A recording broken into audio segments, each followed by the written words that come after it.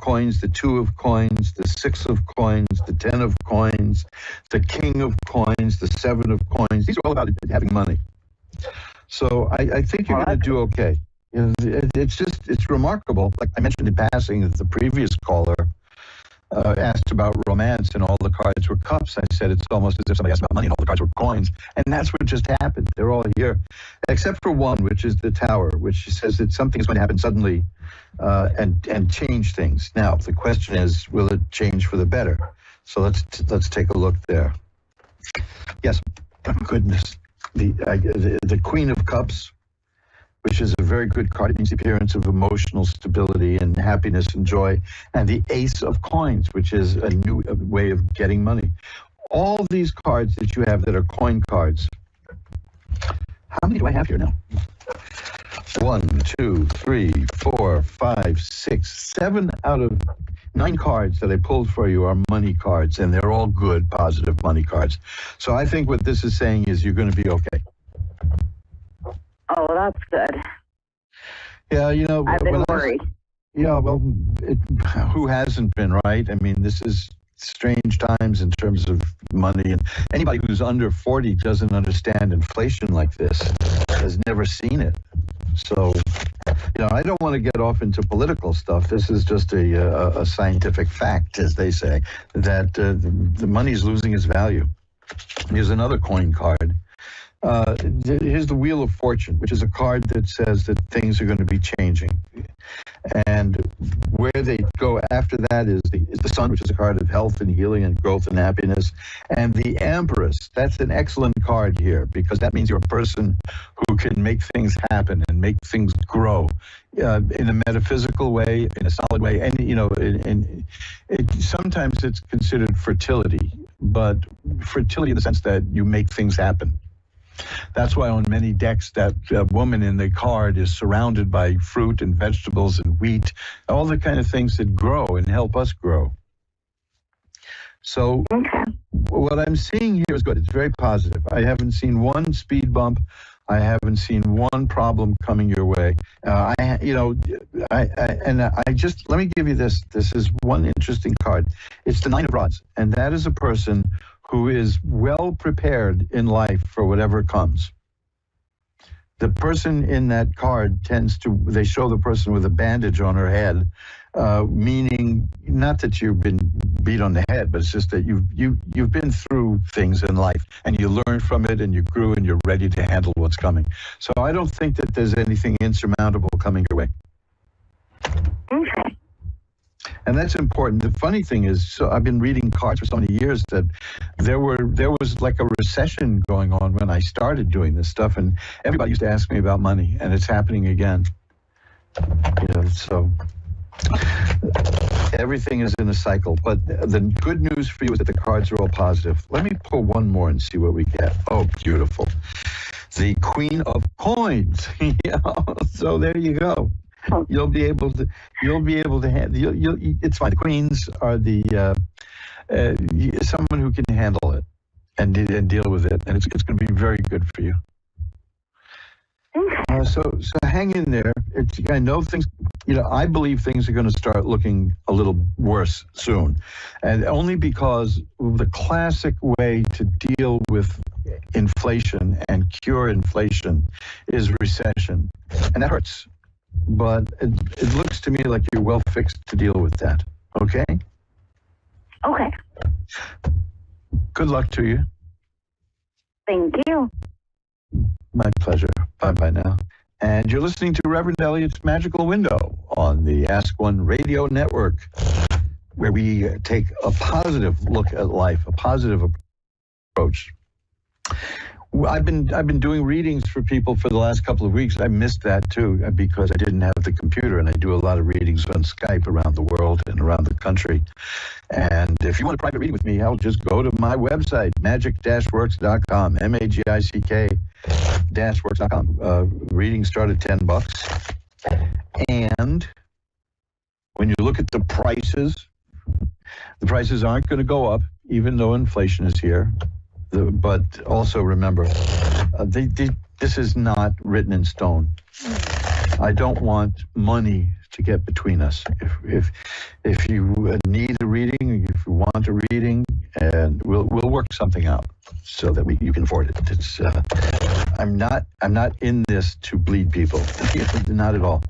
I've seen people who charge $600, $700, $800 for readings, and people think, well, you must be good, so I'll do it. And that's not how it works. I mean, ethical tarot readers do charge, as all specialists will, but no, we don't overcharge, and we certainly don't let money get in the way. So if it's a matter, if you look at my rates at magic-works.com, MAGICK-works.com, and you find it a little inhibiting, just drop me a line. My email is there, my contact information is there, and we'll work something out. Don't be ashamed to negotiate, because I'm not going to say no. Funny thing is, when I started reading, I figured, why don't I do this? I would tell people, just pay me whatever you want to. And only one person ever stiffed me, even though people said I was crazy for doing that. Only one person did.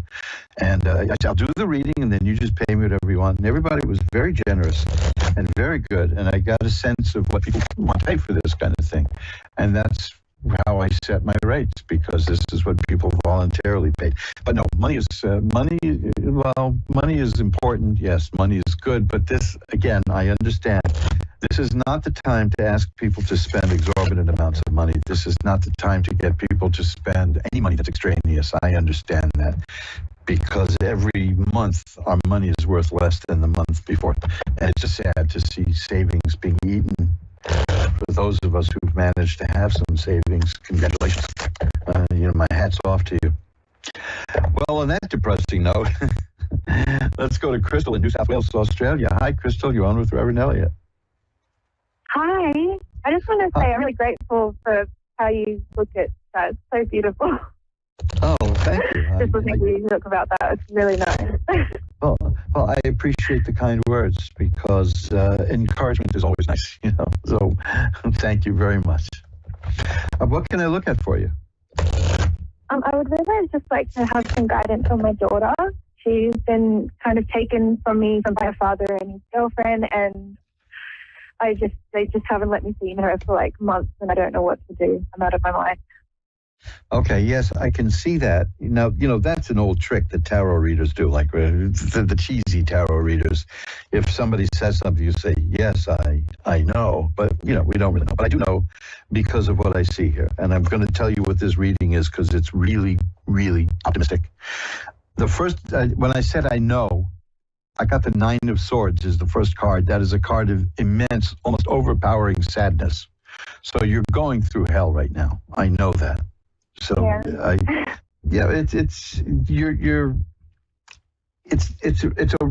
knew that there was something bad going on. The next card is the Wheel of Fortune, and the Wheel of Fortune indicates a situation changing. Now, that could mean for the better or the worse, but in your case, it's going to be good, because the next card is, there are three major cards here in the middle of this reading, by the way. The first is the Wheel of Fortune that says the situation is going to change. The next is the Justice card, that you are going to get the justice that you deserve. And then there's the card of the Lovers, which indicates that you're going to have a choice to make. Which tells me, it's not, I know that in the various movies, like, the James Bond movie, Live and Let Die, other movies that take tarot as a joke in a way. The Lover's card, of course, they literally mean falling in love, but it's not, it's more than that. The Lover's card is about making a choice. A very important choice in your life is coming up.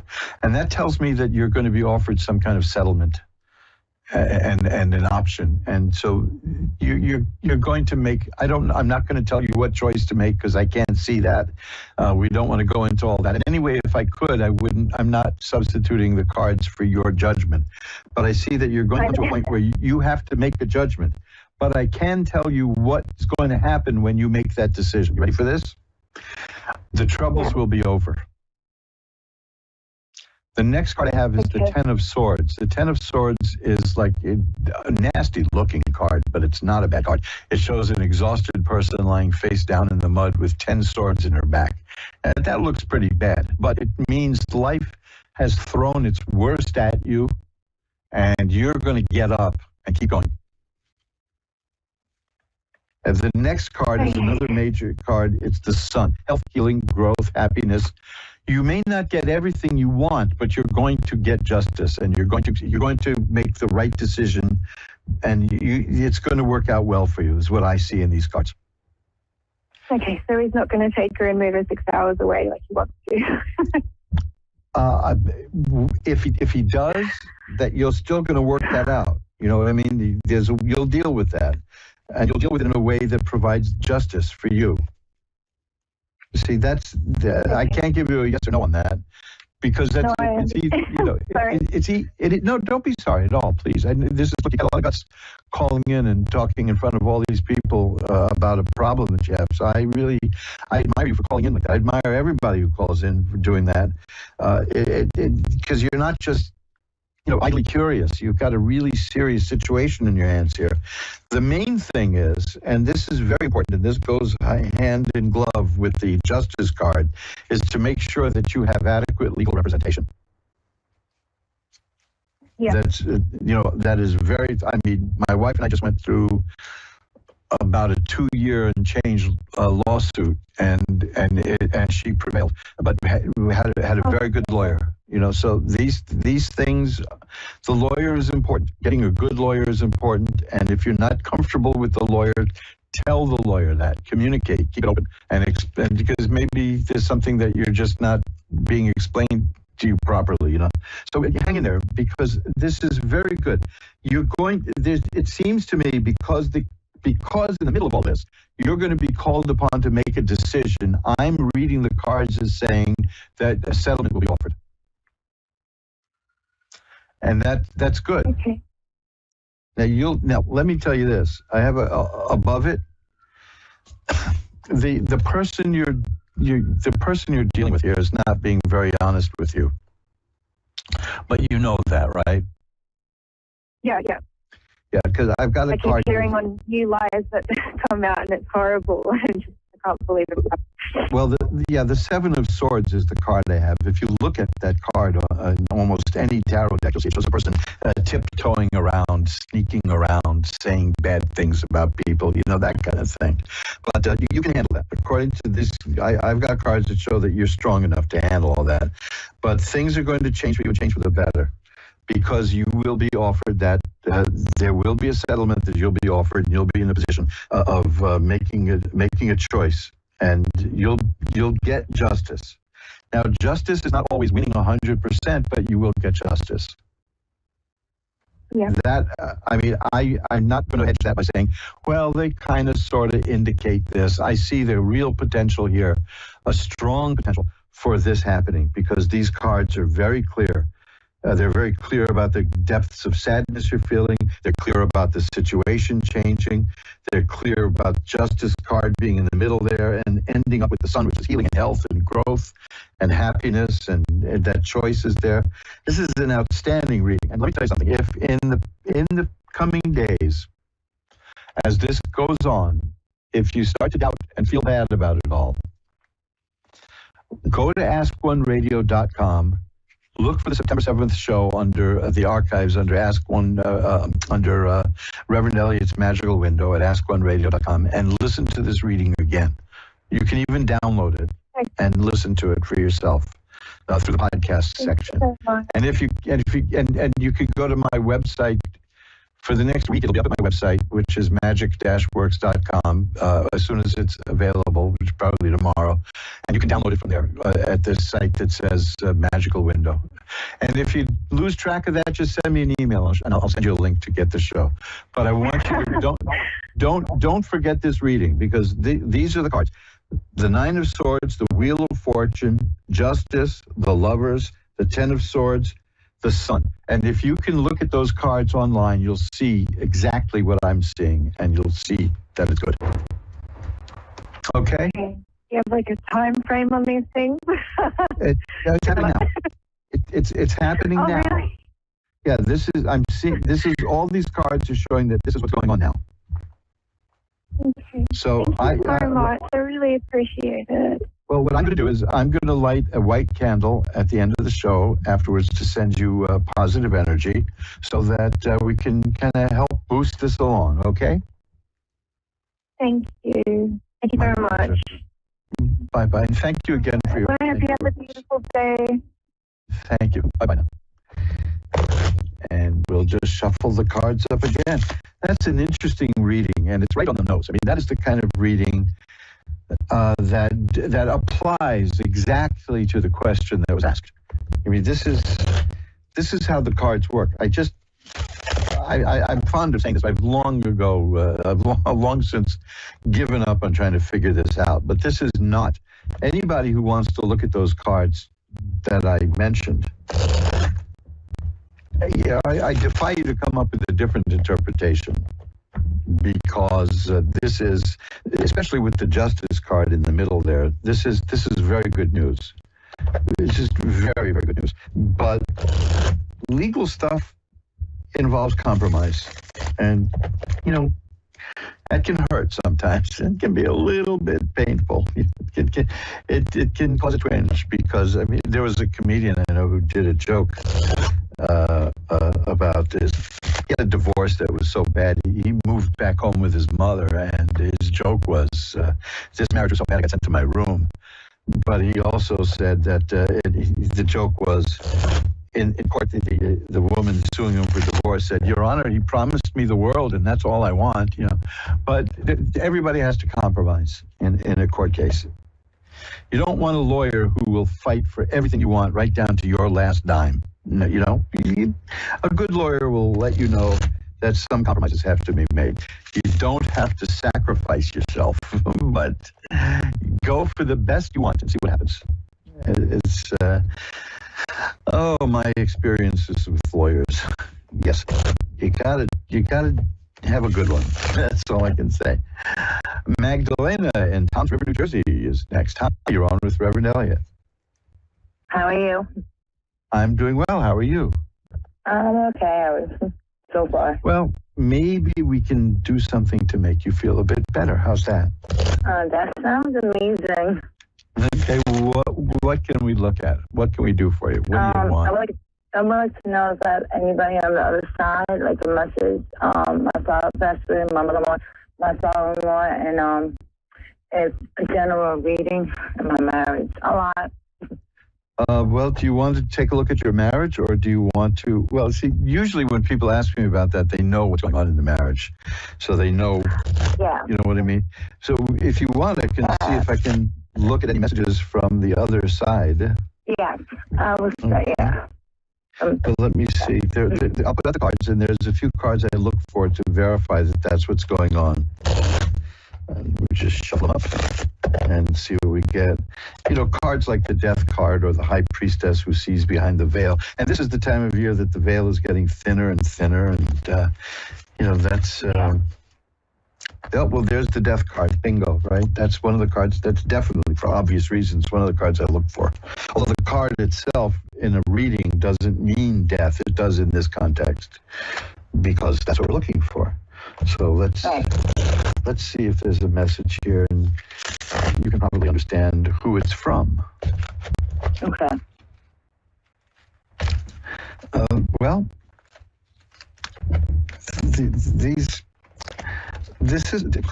is there anybody you want to look at who there's the High Priestess card? That's another card I look for in these readings. The person I'm looking at had a very difficult time crossing over. It was a bad time in life. I've got the Eight of Swords, which is a person who feels tied up and restricted, and then the Six of Swords, which is moving away and crossing the river, so to speak. Okay. So it could be somebody who had a very difficult time at the end, because there's great sadness here. Yeah. Great sadness, and the person was not being treated well by a lot of people. Is that somebody you know? It could be, I have a lot of people that passed away. I mean, the closest one I know is, I haven't been close to him, is my dad, and that's like, you know, but, like, you know, when somebody passes over, I feel like, you know, like, why? Well, You know, this I don't one, know. this was a person who was having a very difficult time. All I can tell you is that from the cards I've got now, the difficult time is over for this person, he or she. The person is now has balance. The person is healing and growing. The spirit is doing much better. That's the message. And it's amazing how many times I get person ever in my dreams? Well, let's see. There's cards I can get for that. If I get, say, let me shuffle them up. If I get the moon card, that indicates dreams. Let's see. It's a very good question. Let's see what we get.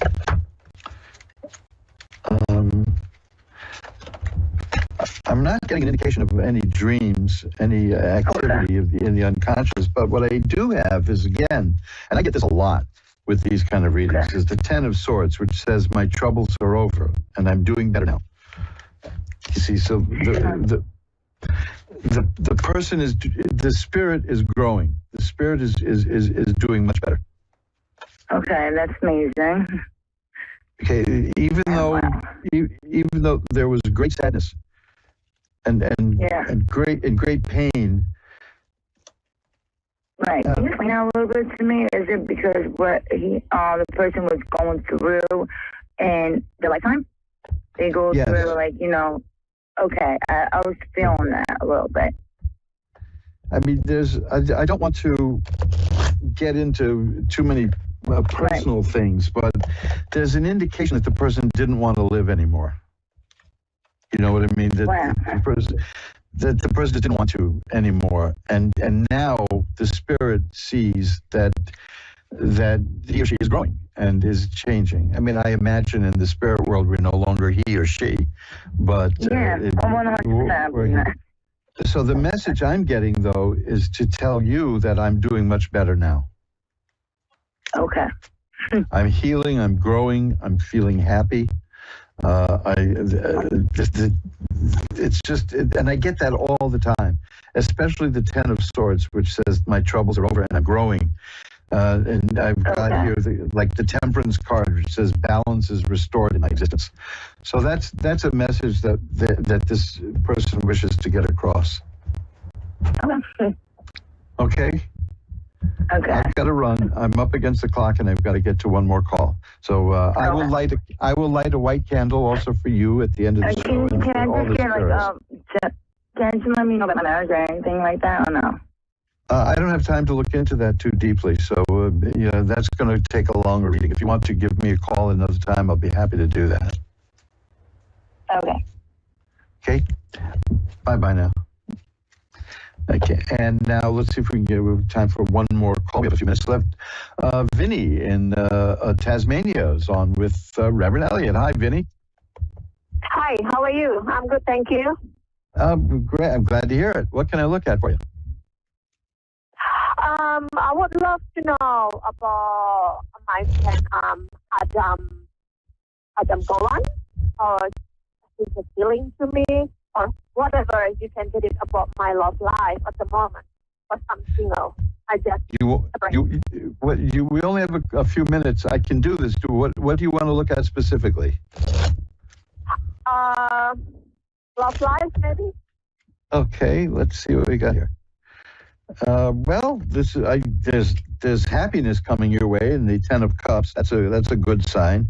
The Four of Rods. I had these two cards for another person today who asked me about romance.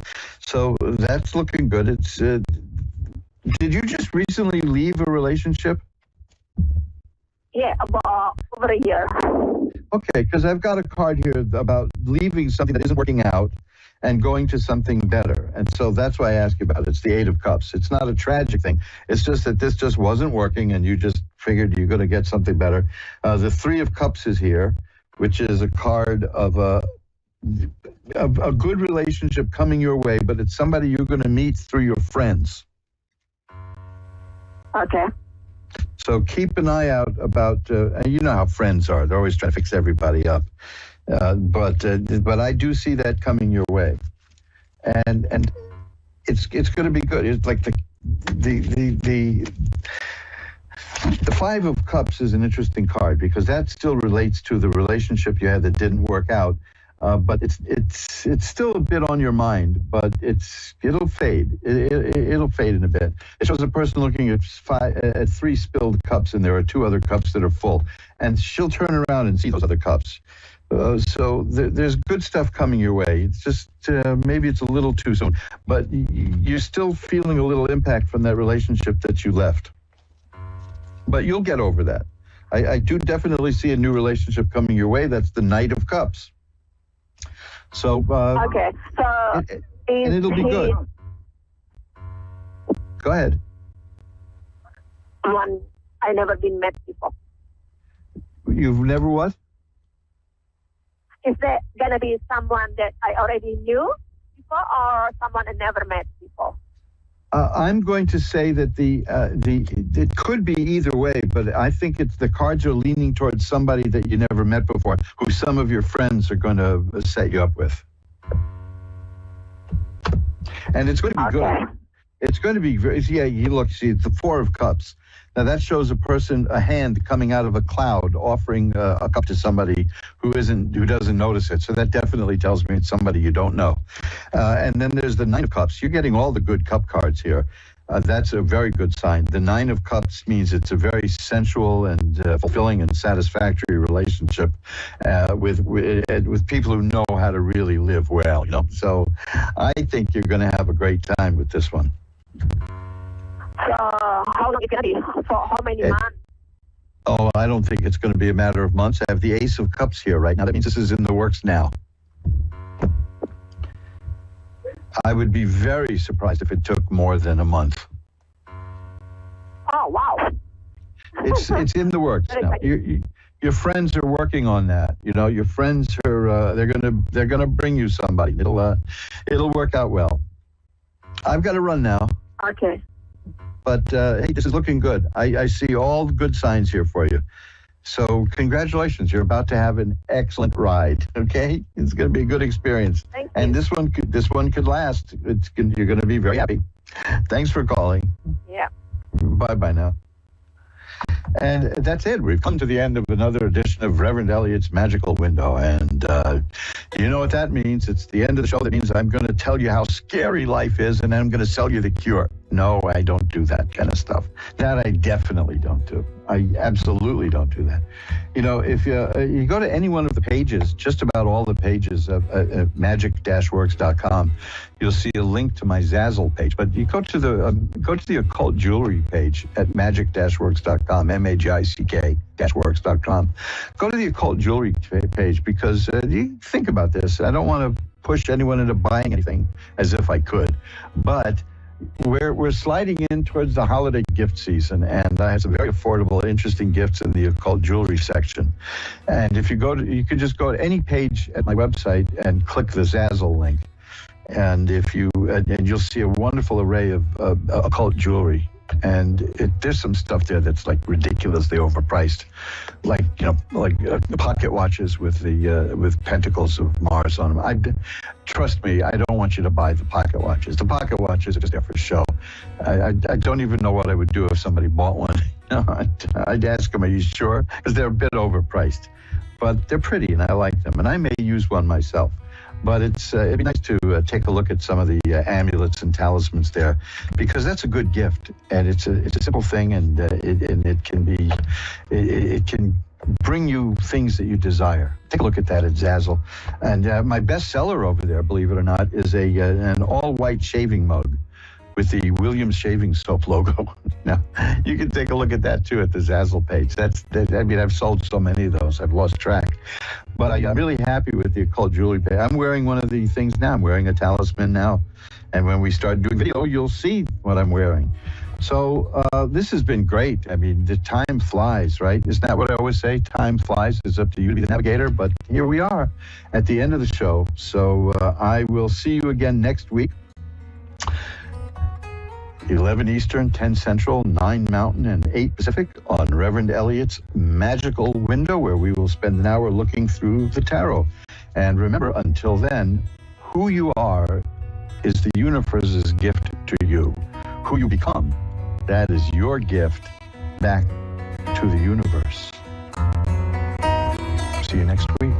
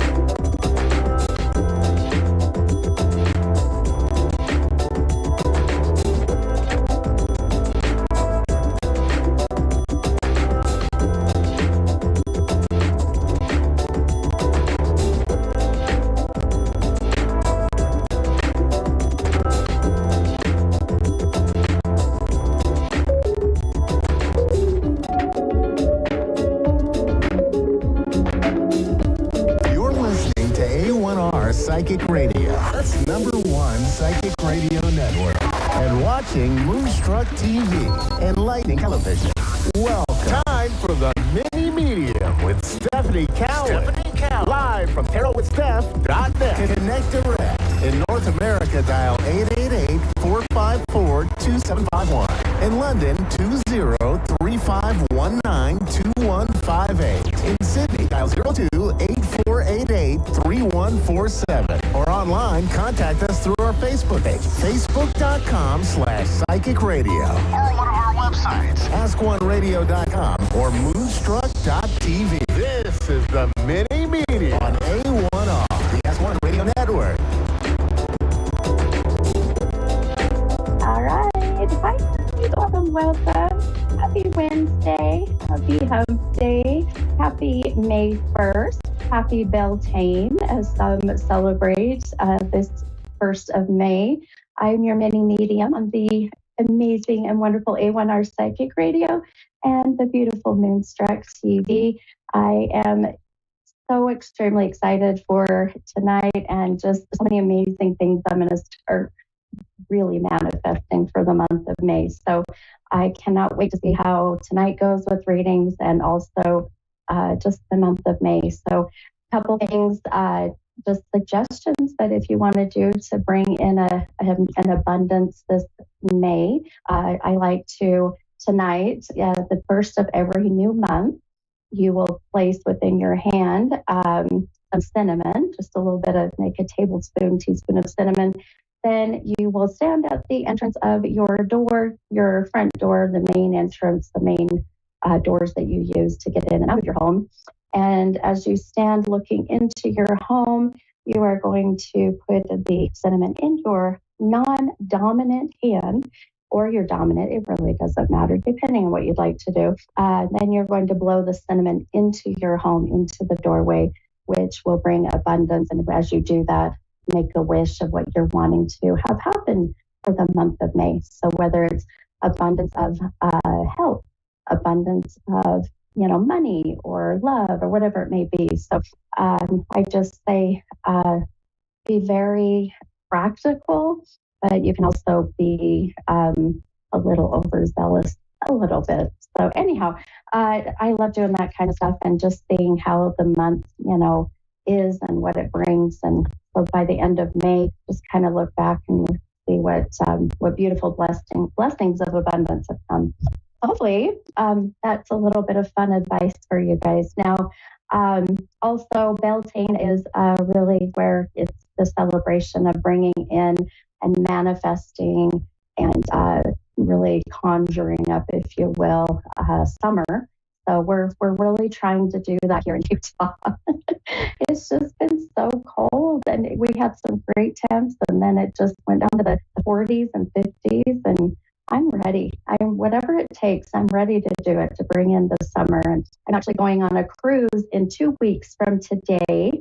So super excited. Going to Cabo and to Ensenada, and I'm going to go and swim with the dolphins. I have a tattoo of 2 dolphins here on my chest that says, "One life, one chance." And it's so true, my friends. You get one life, one chance to make it the best you can. And I'll tell you, I'm marking one thing off of my bucket list, and that is to swim with the dolphins. So super excited. And of course, going on a cruise with all of my, all the women in my family. So my mother-in-law, sister-in-law, a couple sister-in-laws, nieces, and then I'm taking my youngest daughter, JC. So it'll be fun. It'll be really fun to see how this all goes, and just put my feet in the sand and the water and the beach and just have a good old time. So it'll be a good time to refresh, restart, recharge. Lots of good things coming for this month of May. So I'm going to wish you all a beautiful May as we start this beautiful month. Now, as usual, I am going to pull an affirmation, which I'm a little kind of organized today, yay me. And the affirmation card I pulled is connecting with the number 16. So now for those who have never watched my show, Shame on you. Just kidding. Go watch it now.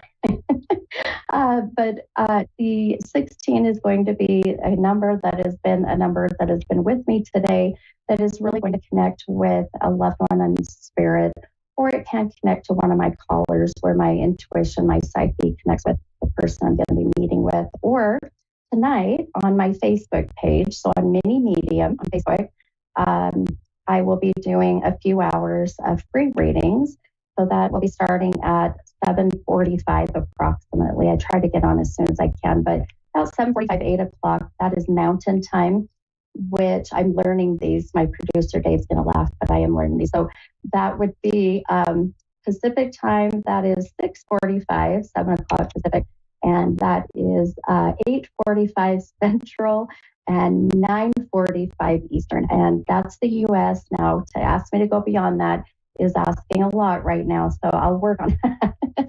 But if you can, here in the next 2 hours or so, hop on Mini Medium on Facebook, and I'll be doing some free readings for a few hours. So, all right, let's read this beautiful affirmation, the number 16. This affirmation says, "The love within me is more powerful than doubt or fear." I'll read it again. The love within me is more powerful than doubt or fear. And I'll tell you, my favorite thing to say and to share is the acronym for fear stands for false ego appearing real. So false ego appearing real. When that ego gets in the way, it really can be paralyzing and hold us back from living our best life, taking these, leaps of faith that maybe back in the day would have been something that would have been, scary for you, fear to do. So I highly encourage you all to do something every day that scares you just a tiny little bit, help you step out of that comfort zone that we all love to be in, right? All right. Hey, well, with that said, I am going to take my first caller, and I think, is it Joni from Iowa? Hi, Joni. This is Mini Medium. How are you? I'm good, and you? I'm doing good. Good. Thank you. How can I help you tonight, hon? So the number 16, like me. So my husband passed away. It'll be 11 months on the 15th. So that is our son's. The day that he was born is on the 16th, and yeah. Oh my gosh. I knew it every time. I trust in all the visions and the signs. And so your son's birthday is on the 16th? Yeah. Well, it's April 16th, but yeah. And we've been struggling, with him being gone. And I know Dane is his name, especially does, more to himself than anything, but yeah, it's been kind of hard. Yeah. Oh my goodness. I'm so sorry, my friend. I know I lost my dad. It's been 8 years, and I'm older in life. I lost him right at the age of 40. And even that young, it's very difficult. So imagining your son losing dad, even as young as he is, it's hard, it's very difficult. Well, I'm happy to hear that the visions that I'm getting already are connecting to you, which very well could be your husband trying to step in and to channel. Mm-hmm. So I think that's exciting. And so is that kind of your hope for your reading today, or did you have something in mind? No, that's fine. Okay. Oh, beautiful. Okay. All right, my friend. So I'm going to, I just love that. I love when spirit comes through and just knows exactly who's going to be connecting with me and how the numbers connect. It's incredible. I'm going to just focus for a minute. So if it's quiet, know I'm here, okay? Okay. Okay.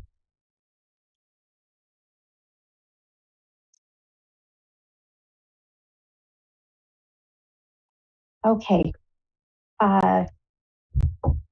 Okay. All right. I do what's called automated writing or psychography, and it's a way of getting energy out. And it's a really great kind of modality that a lot of mediums use to to get energy and to get messages out.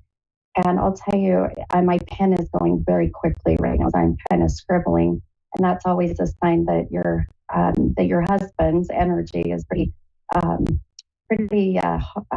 heavy, but not heavy in a bad way. It just means he's got high energy. So let's see here. Now, other than with that 16 connecting with you, I'm also seeing the number 8. So the month of August, the 8th of a month. 8 years ago, this is kind of how that connects. Do you resonate with that number?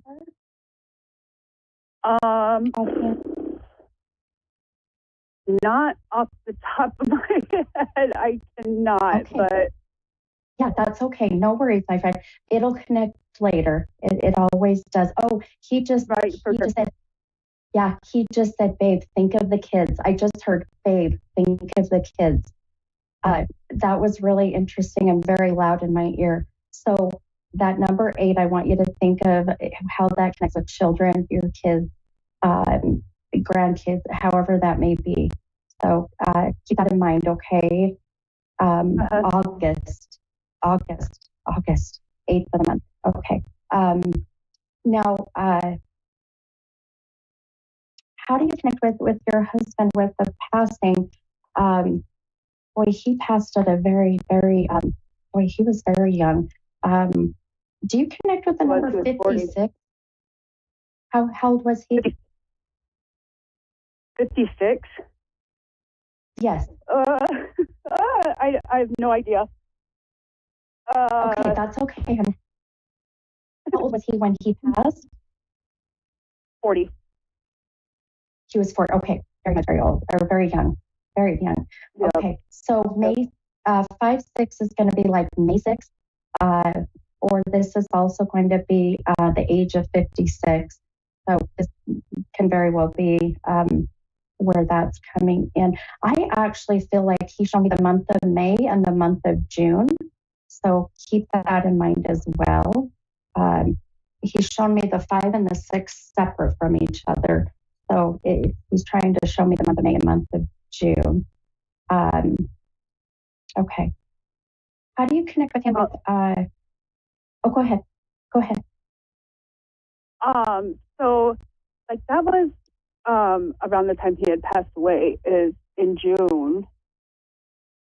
Okay. And I know like right before he passed away, I mean, we were going through some hard times, like financially and things like that, where we were kind of homeless and stuff like that. So and to answer your question, how do I connect with him? I mean, I talk to him, but yeah, no, I love that, and I'll tell you, he's very his energy is so much so that he's so what we call to where clairsentient means that you feel him around you.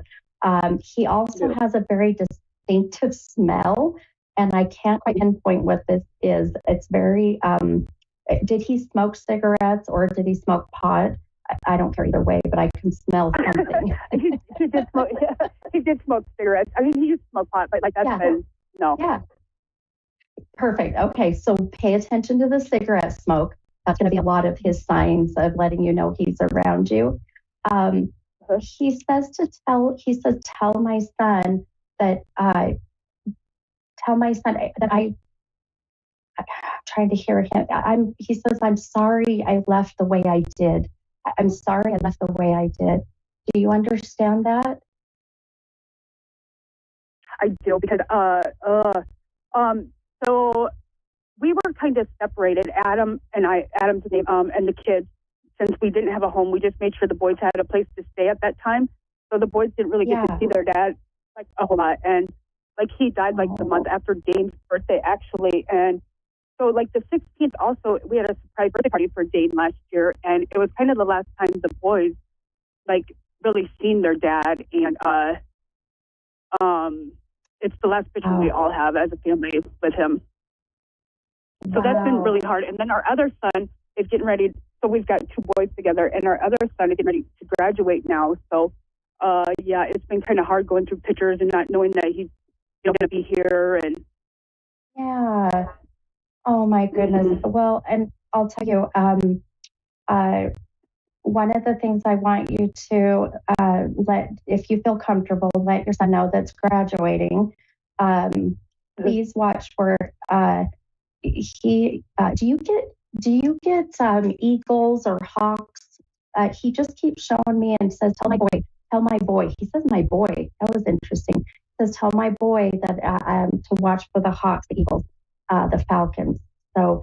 I know you're in Iowa, so I'm not sure about what birds are around you, but so please let him know, to watch for the eagles, because that will be Dad's sign. That will be Dad letting him know that he is there at graduation, watching over him. He also says to tell you that he's been trying to come into your dreams, but there's been some blockage there. So if you've been thinking of, you haven't dreamt of him, or why am I not feeling him? He shows me that he's in there. Yeah, I know. That's why he's saying, I'm coming in your dreams. And he says, but you're right now, there's so much heaviness of grief that you haven't had the chance yet to get into the healing process to where you'll bring down kind of those walls and allow him to come in. And I'll tell you, I have felt him with me a good portion of the day today. And it's been, even the heaviness I feel, it does connect to his passing, where he does say that he takes some responsibility for how he passed. He knows that his lack of action or his actions caused his passing. So he does know that, he kind of messed up a little bit, through his life. But one thing I'll tell you that's more important than anything is he really wants for the boys to know that no matter what they do for their life, he will always be there. He'll always be watching over them. Your son, that he's very talkative, by the way. I'm getting a whole lot coming in. I just got a whole lot to say. If anything ever happened, that this is how I would communicate with him. He knew I was really into this kind of stuff. Yeah. Well, and I think it's beautiful that, he showed me the 16, and then as I get on and start my show, I'm like, all right, hook me up with who it is. And now I know why you were meant to be with me. So I love it. All right, my friend, I know I've got another caller waiting, but I do want to tell you just a couple things here really quick with him.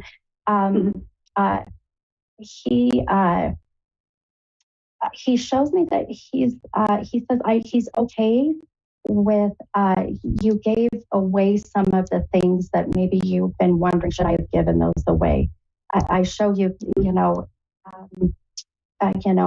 donating or giving things to the boys or whatever it may be. But one in particular, his wedding ring, or a ring that I see. So keep in mind that, he's okay with where that is or what you've done with that. Do you understand that? Because he didn't even really have a wedding ring. I don't know where. Yeah. Okay. The ring to me looks like it's pretty old. So this might have even been, if it was handed down from his father, or where this may be. But he shows me that it's missing or gone. So just be mindful of that. Okay. That may be coming back in. But I'll tell you, I know I've got my other caller, but one thing too, just please let the boys know that Dad will be there to give them the signs. And the most important, I think, tonight was that he started off by giving us that number, and that's where he knew that would get some closure, or comfort, knowing that he made it to the other side, that he is okay. Okay. Okay. So I'll tell you, my friend, I gotta grab my next caller, but if you are up tonight, here in about an hour and a half, 7:45 Mountain Time, I will be on my Facebook page, Mini Medium. If you hop on there, I'll be doing about 2 hours of free readings. I would be happy to continue this and see if we can't get more from him.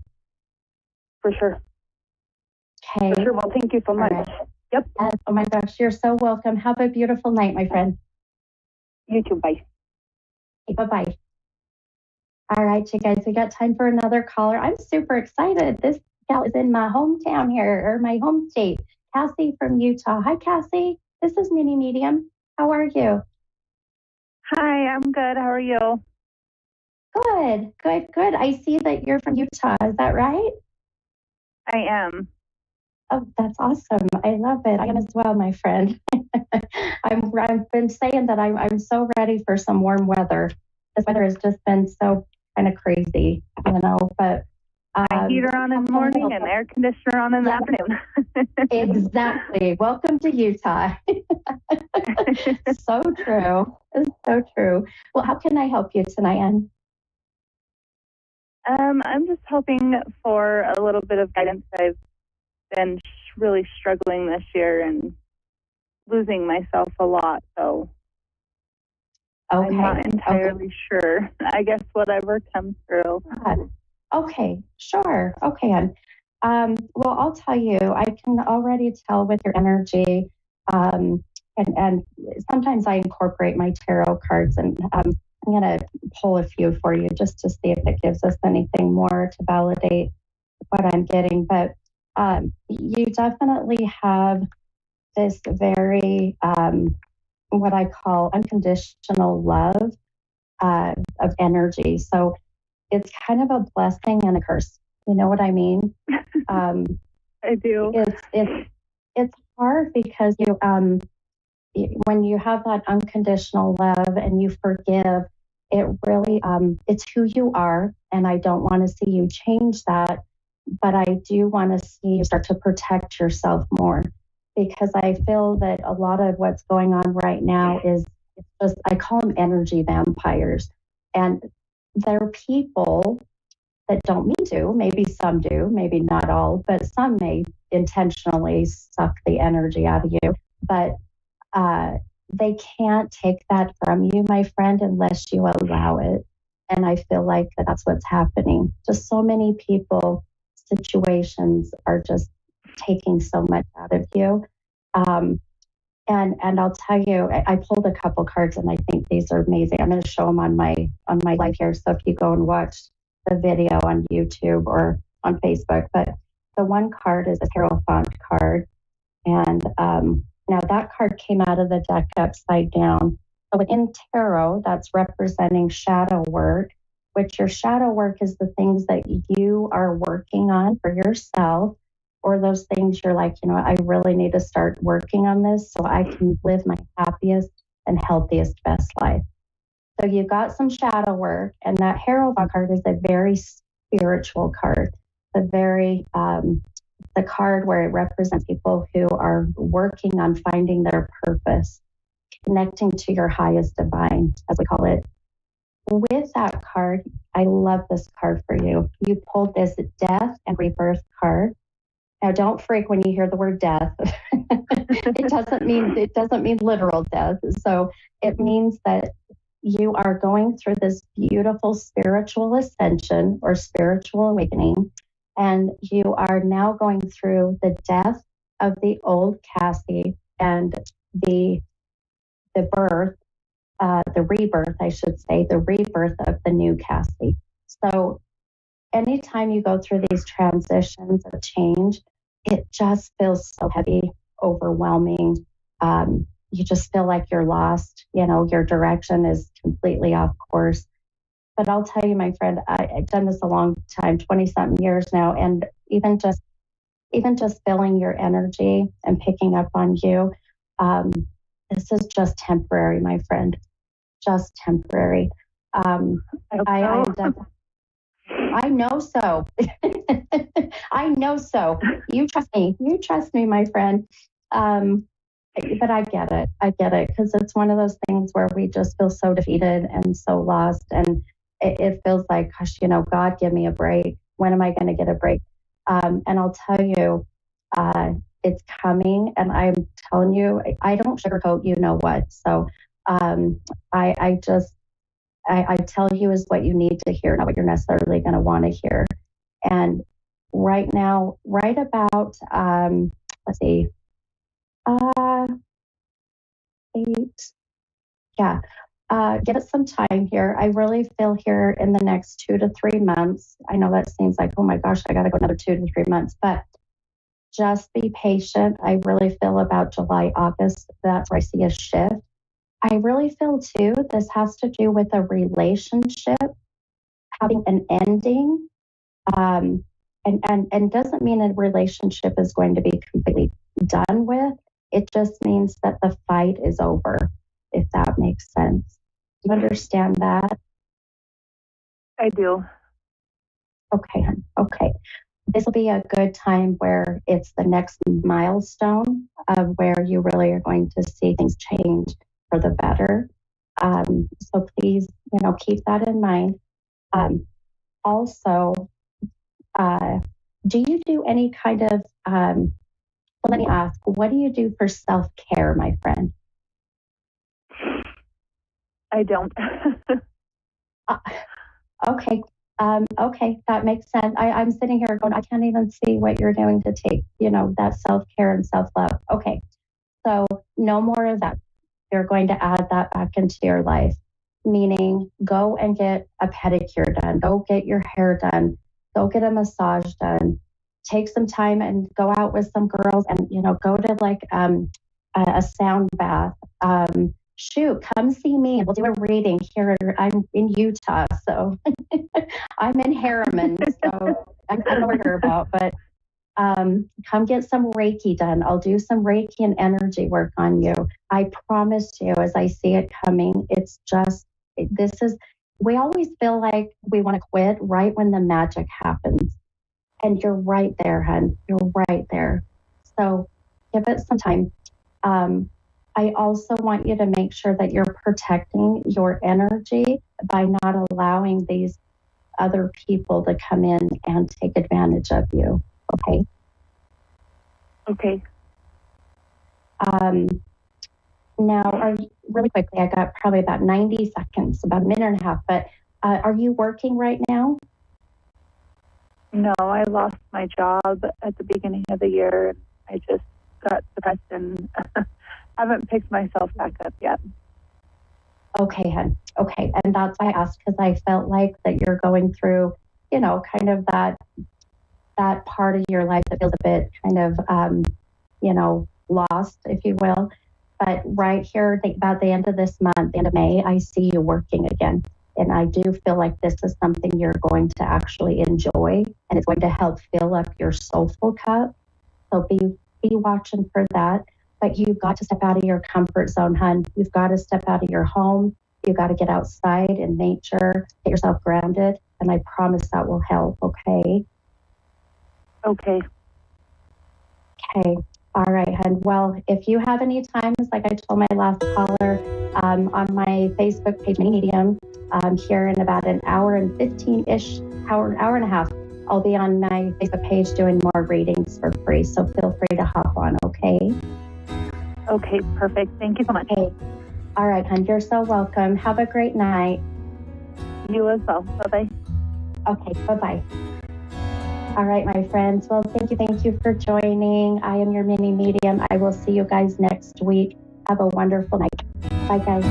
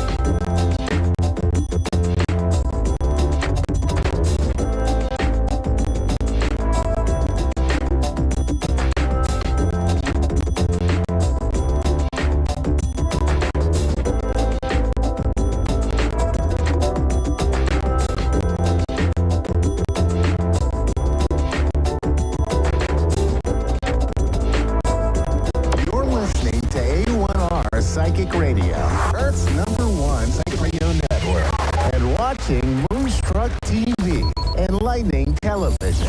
Welcome. Time for Psychic Paths with Suzanne Marie.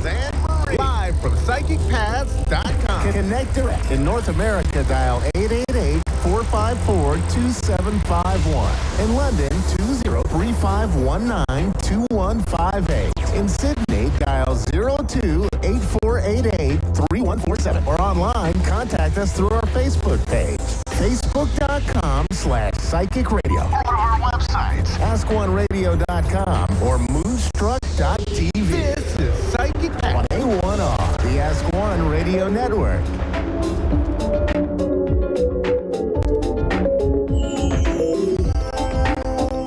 Hello, everyone. Welcome to A1R Psychic Radio. I am Suzanne Marie, and I'm here to do some really good readings, I hope. Right now, I'm trying to get my stuff together here. How is everyone? I hope everyone is doing well. We have really a lot of energy going on solar-wise.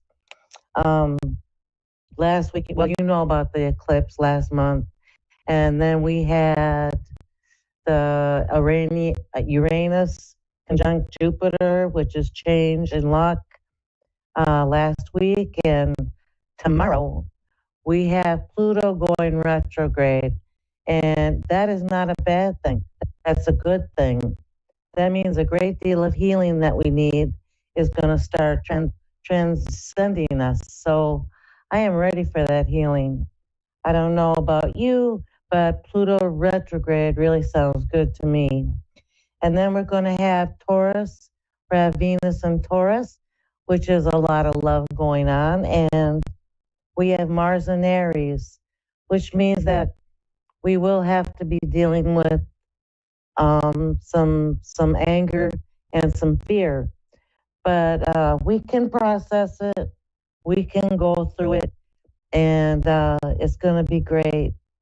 I want to thank everyone who came to the fair in St. Cloud, Minnesota last weekend. I just love seeing everyone in person and being able to feel that physical connection. So yeah, thank you so much. We have Carolyn from Massachusetts. Hello. Hello. Hi, how are you doing tonight? I'm doing okay. I didn't expect this reading. I just got a message, and I'm really excited to talk to you. Oh, good. Now, you weren't expecting a reading? I didn't. I got a message on my phone, and it's a call in for a reading, and I said, okay.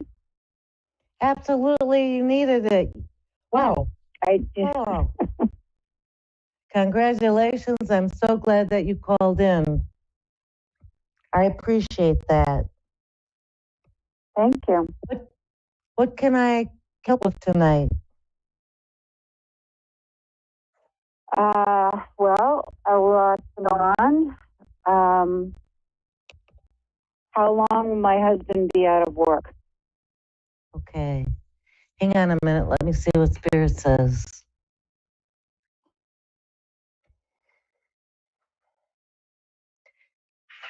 It's been a while from what Spirit said. It's been a while. I want you to be able to tell your husband not to give up hope and not to get too down in the dumps about it. I feel like, let's see. I feel within the next 2 weeks you should have a job. Something is going on for him, benefiting him. And it could be all the solar stuff going on. This is going to be a really great month for opportunities. And I do feel like he's ready and willing for an opportunity. I just felt like he's a little down in the dumps. And there's some disappointment and some anger from other jobs in the past. So that's what I see. Mm-hmm. Okay. I feel that there's more of a frustration within you too. Would you like to um, ask any questions for yourself? I feel like you're really frustrated. No, not at all. He just lost his job 2 days ago. Okay. It feels like And a he long has time. It really been does 2 days. feel like a long time.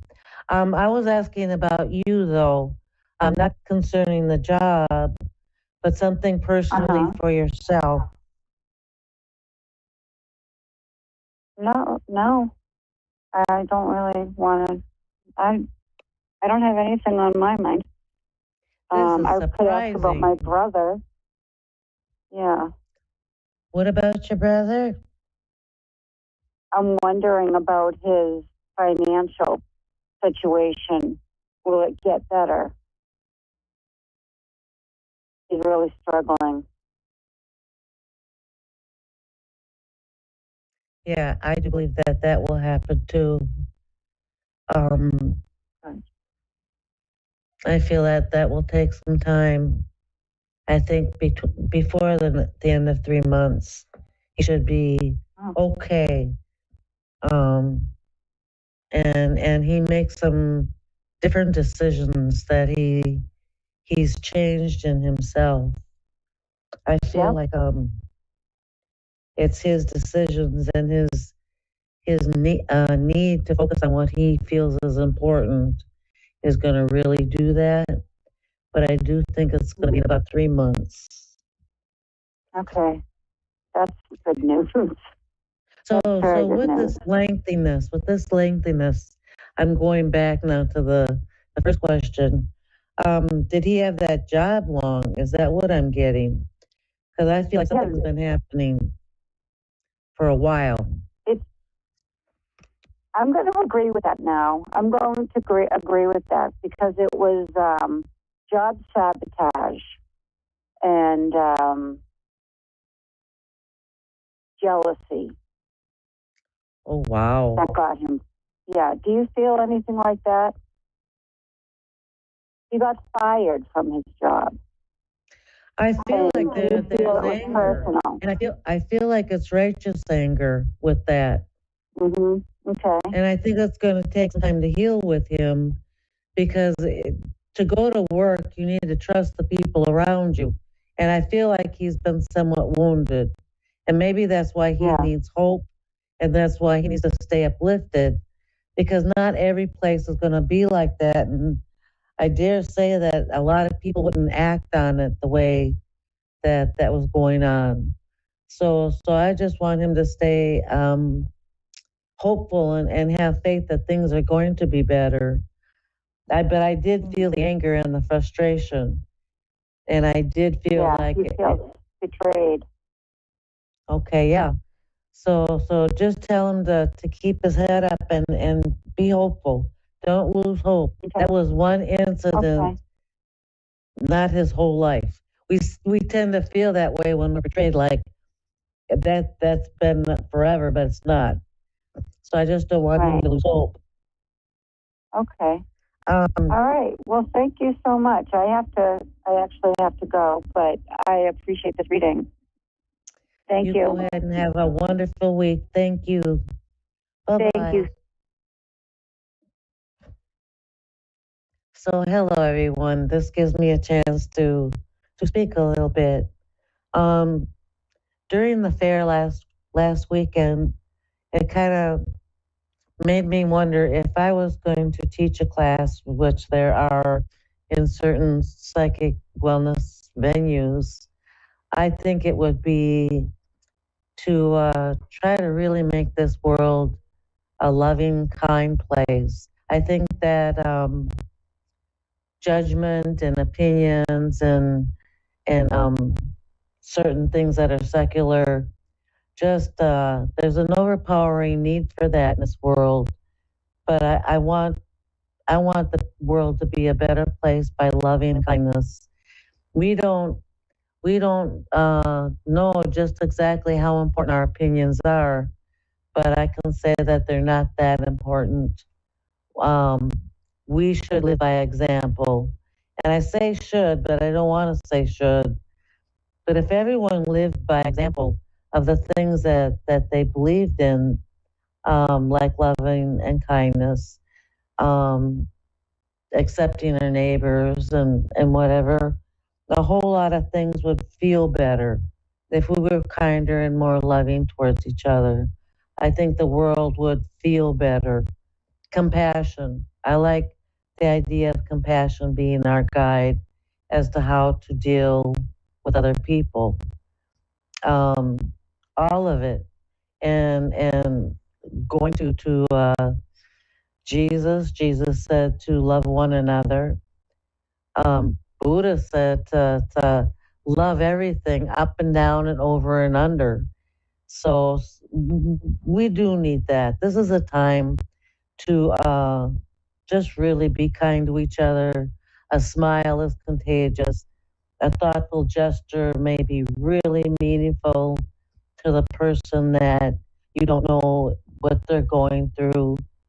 So I think that I would teach that, but just like in these minutes, I don't know how I could convey just on how important it is that we as human beings get along with each other.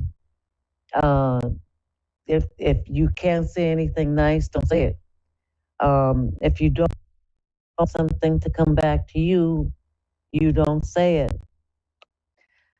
So that's what I would do. And with that, I know that all my listeners and all my supporters understand this. I hope that that makes sense. The other thing is that we all have the ability to transform ourselves and not stay stuck in depression or pain. It's our mind that can go ahead and push us forward, catapult us to a place of peace and understanding. And sometimes it's the trauma and the drama that makes us do that. It makes us do that by being uncomfortable. I think that if we were all comfortable, nobody would grow, nobody would change, nobody would need to. So if you're going through the pain of awakening or changing, love and light to you. I'm totally behind you and caring and loving. Change doesn't happen a lot without pain. So please be gentle with yourself and be with the people who will support you. All right. Well, thank you for giving me tonight. I love you guys, and I will see you next week. Bye-bye.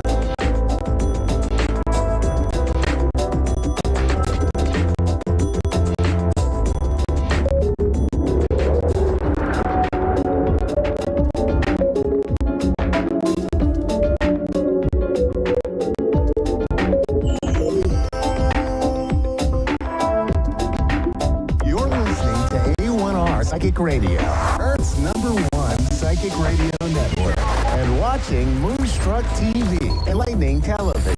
Welcome. Time for Lavender Moon Healing with Bree Patak. Live from linktr.ee/Lavender Moon Healing. Connect direct. In North America, dial 888-454-2751. In London, 20-3519-2158. In Sydney, dial 02-8488-3147. Or online, contact us through our Facebook page, facebook.com/Psychic Radio. Or one of our websites, askoneradio.com or moonstruck.tv. This is Lavender Moon Healing on A1R, the Ask One Radio Network. Hi, welcome. My name is Bree. I am Lavender Moon Healing, and I am honored to be here this evening. I am super excited, and I am grateful for all of those who are joining me and sharing their energy with me, and I couldn't be more excited. So a little bit about me. I am a psychic medium, Reiki master practitioner. I was gifted my gifts about a year and a half ago after the universe decided it was time, and I have been blessed ever since. It has been a wild ride, and it has led me to this amazing adventure, and I couldn't be more excited. So I did have a day today. The word flow kept coming up in my day today, and I felt like it's something that I needed to touch on, because we kind of forget in life that we need to just ride the wave, and we need to just kind of go for it and surrender. And I was listening to meditation this morning, and she was talking about how life is a river, and I always use that comparison because it can be bumpy and it can be smooth sailing sometimes. And sometimes we grasp a hold of the banks of the river, the sides of the river, and we hold on so tight because we're so scared of what's going to happen if we let go. And when we let go, we just float down the river, and we're safe because the water takes us to calmer areas. And I think sometimes in life, that's what we have to do. We have to just close our eyes, take a deep breath, and let go and surrender to the river. And it's been something that has come up in my life a lot. And I know that there are several people around me who have experienced that and are struggling to let go. It is very hard to let the universe know that you are ready. Oh, awesome. We have our first caller, and I'm super excited. We have Rosalind from Richmond, Virginia, and I am super excited. Welcome. Hello, how are you? Rosalind, hello, welcome. Hi, how are you? I'm wonderful. How are you? I'm well, thank you. Wonderful. Well, how can I help you this evening? What's going on? Life. Yeah. I guess anything that you're drawn to. Okay. Well, are we looking, do we have a special question? Are we looking for something, or do we just need some advice right now? Advice would be great. Okay. Do me a favor, take a deep breath and just kind of give me permission to step into your energy. Let's see what's going on here. I'll give you permission.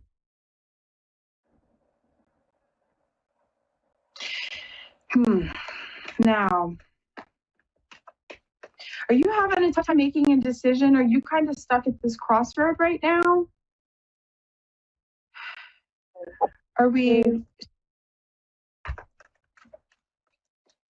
Well, I actually made a decision about, I guess, maybe my love life. Okay. Oh, that's you were conflicted about that. I was. And this is gonna come into the message that I was just delivering. I think it's we have that idea that we need to control things, and we have that idea that we need to be in control of everything. And when it comes to the matter of our heart and love, sometimes what we think isn't right is exactly what we need at the time. And I think that your heart said one thing and your mind said another. And I think you went with your heart. That's true. And that's what you need to do, because your head was like, no, what if? But your heart said, let me love. And that's a beautiful thing. So you should feel comfortable in your decision, following your heart, where your heart is leading you to go. I think that this partner that you've chosen or not chosen, whatever your decision was that you followed, is going to lead you to joy. It's going to give you a sense of comfort, a sense of youthfulness.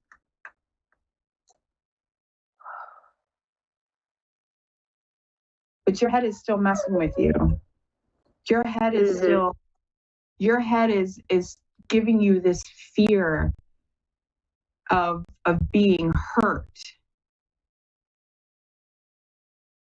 And I feel like you were scared to make this decision because you've been hurt so much in the past.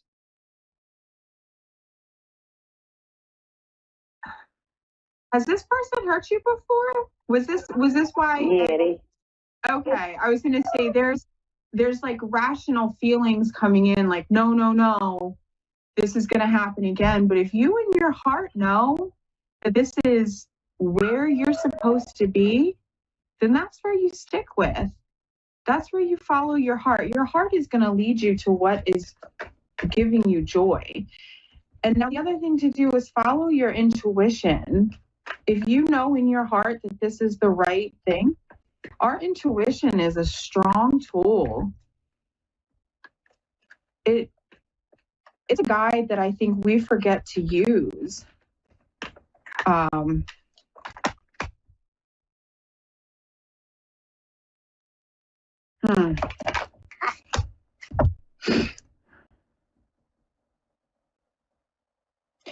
Yeah, so I'm getting right now with the couple of cards that I pulled that this partner has led to some trouble, but you found forgiveness. You found the forgiveness in your heart. That's why your heart has led you to love them, because you've forgiven them. You've seen change. You've seen a difference. Feel confident in that. Well, I actually told him that I didn't want to move forward with the relationship. Well, and that's whatever the decision was. Feel confident that that's what's going to bring you joy. Like that's what's going to bring you've forgiven enough. Like you found the peace in your heart with whatever your decision was. That's you should feel proud of that. Whether it's to stay or to go, it doesn't matter what the decision is. But you followed your heart, and you led with that, and you found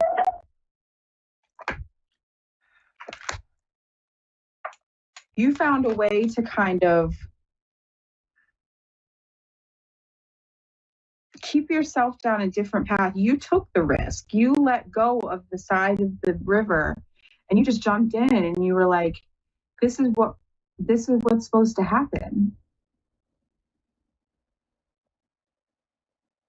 Feel confident with that. Like, don't second guess yourself. And I think that's where this need for advice is coming in, because you're broken. Like, it still makes you sad and it still hurts. Yeah, that's true. And that's what's tearing you up, because part of you is like, That's where your brain comes in. Part of you is like, no, we're hurting. But your heart is like, I'm healing, and I need to continue to heal. And I found something that's going to make me feel better. So don't allow those thoughts that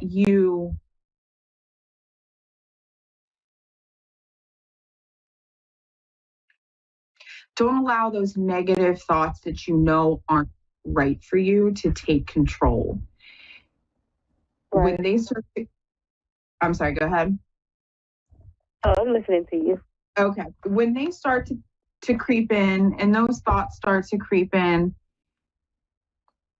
just take a deep breath and feel in your heart what your mind is saying is wrong, and go with that feeling.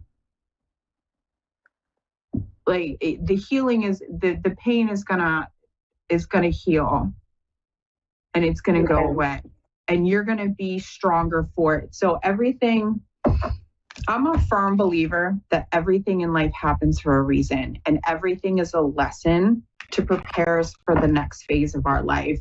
And one of my biggest sayings, one of my biggest beliefs, one of my biggest pieces of advice that I can offer to anybody is the pain is temporary, but it was a lesson. So instead of looking at why am I hurting? Why did this happen?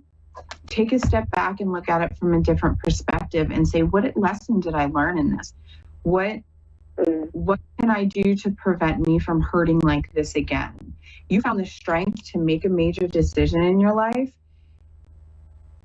and feel proud of that. That makes you a strong, beautiful woman. And to be able to put your foot down and make a stance, learn from that, gain from that strength, multiply that, magnify that, and continue to live your life with that strength when making other decisions. Okay? Yes, ma'am. Okay, well, I hope that helped you a little bit. Yes, I appreciate it. Okay, well, my time is running up.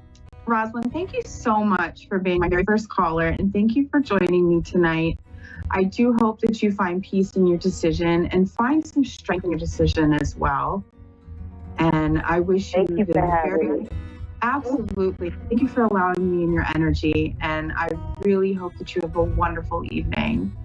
And thank you again for joining me. Thank you. Thank you so much.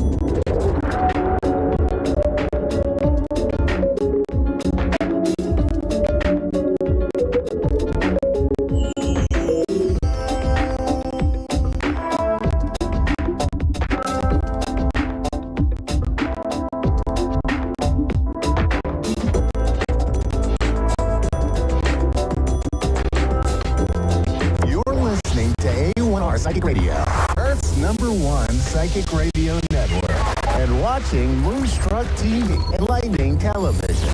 Welcome. Time for New York City Celebrity Psychic with Perry Lyons. Live from PerryLyons.com. Connect direct. In North America, dial 888-454-2751. In London, 20-3519-2158. In Sydney, dial 02-8488-3147. Or online, contact us through our Facebook page, facebook.com/Psychic Radio. Or one of our websites, plus1radio.com or Moonstruck.tv. This is New York City Celebrity Psychic on A1R, the A1R Radio Network. Thank you. Hello, my cherished ducklings. It's so good to have you here. I'm Perry Lyons, every day, and you're you, which is the best thing to be.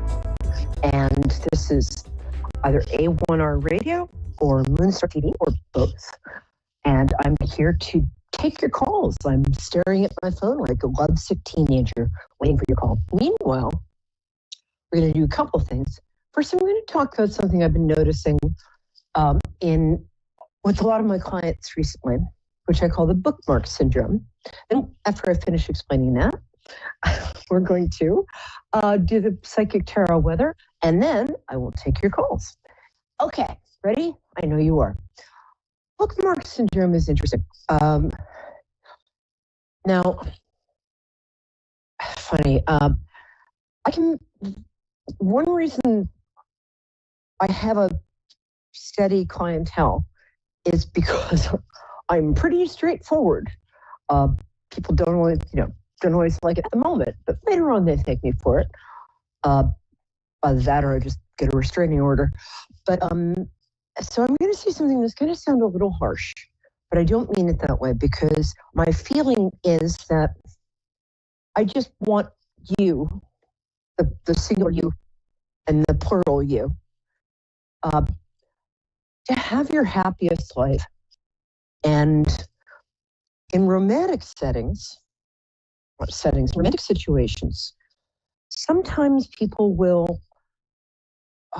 one person will vamoose the relationship for whatever reason.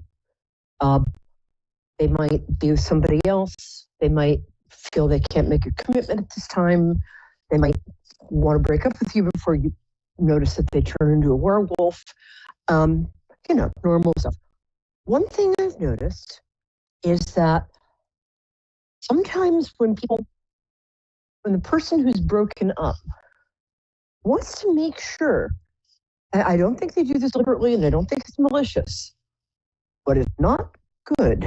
They want to make sure that you're still there for them, that they can move on with their lives, but they kind of don't want you to move on with yours. It's human nature. Human nature. Yikes. So they'll do what I call bookmarking, which is they'll send you an adorable text, or they'll reach out in some way. It's not a hugely meaningful way. It's just enough to keep you hooked in and to keep you from moving forward. And here's something that I've learned in my however many years. Hi, Doreen in Winnipeg, Manitoba, Canada. Hello. I love Canada. Hi, how are you? I'm good. I'm happy to hear you. I'm going to be about 5 minutes. Do you mind hanging out and doing some deep breathing? Yeah, for sure. Oh, bless you, Michelle. Thank you. I can't wait. Okay. So I've just been noticing this, especially with my female clients, but it happens with my male clients too, that if somebody chooses to opt out of the relationship for whatever reason, they do sometimes do what I call bookmarking. You're better than that. You have a right to move on. If that person has a right to move on, you do too. And it might be time to actually get a little angry with this person, especially if they moved on for a reason that doesn't feel good for you. Don't get angry at them or with them, to them. No. Don't use this as an excuse to call them up and say, Perry said I should get angry at you. No. But get angry at them as a way of separating. Because if somebody says, I don't want to be with you, or I can't be with you, it's the same thing. That's what it means. And it means that they're not right for you and you deserve better. You deserve somebody who chases you down Madison Avenue, flinging precious jewels at you and orchids and chocolate. Which sounds amazing, but exciting. That's all. And I hope that isn't too straightforward. But I just want you to see yourself the way I see you, which is as a magnificent, once in an eternity being who brings your own perfect, unique light and fun and love and personality to a world that really needs you right now. So that's it. Okay, thank you. Now we're going to do the tarot weather, psychic tarot weather. It's just like regular weather, except, say it with me, less damaging to crops. So it's 3 cards, and if you're listening or watching or happen to be passing through the room that this is playing in, this applies to you. So the first card is the beginning of the week, starting today. The second card is the middle of the week. You're getting the hang of this. And the third card is the end of the week, stopping next Wednesday, when we'll start it all over again. Okay, so these are the cards I pulled. Interestingly, first card is, and I think I might have gotten this one last week, which is interesting. But people do seem to be a little grumpy these days. So this card is the 5 of Wands. And as you'll notice, it's people kind of fighting, maybe mock fighting, kind of maybe playing, but they're fighting with big ass sticks. Not swords, they're not killing each other, but they're fighting. And 5 is the number of change. So this often has to do with office politics, or maybe somebody in your immediate vicinity. You might be in sort of a little bit of a grump with maybe your roommate or your circle of friends. It's going to pass, but pay attention to it, because the things that are coming up that are making you grumpy, or the things that are coming up that are making people not quite get along, they're important. So, and they're giving you a valuable message, which is either you change this or wait for it to change. Not always a great idea. Or move on. Because life is short and we don't want to spend it around grumpy people fighting for power. Unless, of course, we go into politics. Interesting. Second card, thank goodness there's one good card here. Second card is interesting too, because it's the 2 of Swords. If you'll notice, it's a woman at the crossroads. She's got a crescent moon behind her, which symbolizes a situation which hasn't really fully arrived yet. You could say, as she's balancing these 2 swords, that she's kind of caught between her past, which is gone, and her future, which hasn't quite arrived yet.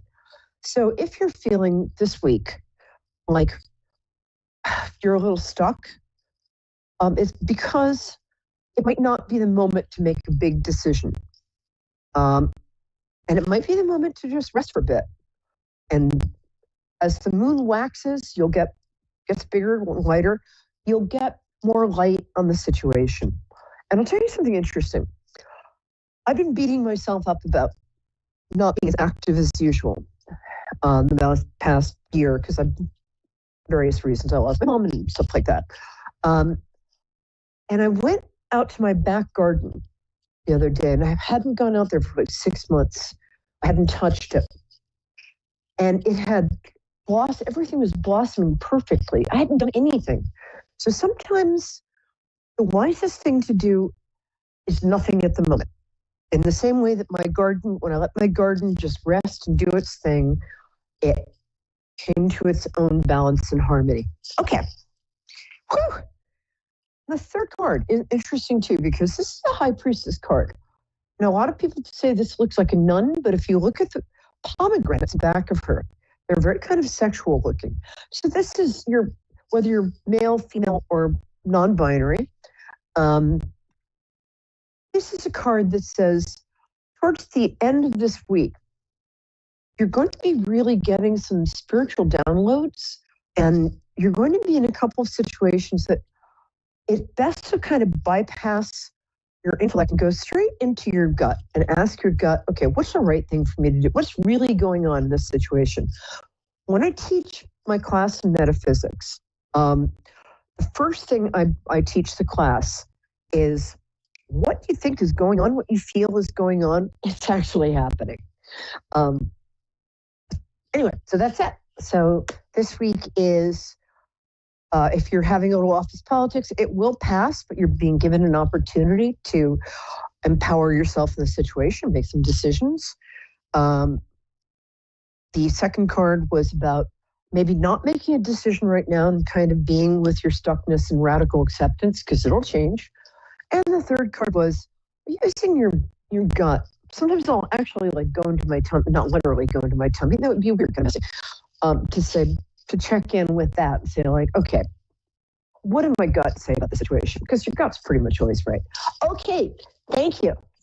Now we have, is it Deborah? Did I get that right? Are you still there, my darling? Darlene, I'm so sorry. Whoops. I think I lost her. Oh, well. Okay, thank you. While we're getting Darlene back, I love the name Darlene. Sounds like it should have a 50s song attached to it. I will say that we're no longer in Mercury retrograde, so it's a blessing because it means it's now safe to sign contracts and buy computers and travel, maybe do all three at the same time. The moon is in Aquarius. I want to thank my friend Madeline Aslan for pointing that out to me. She's a great astrologer. If you want to subscribe to Madeline Aslan's site, it's ASLAN.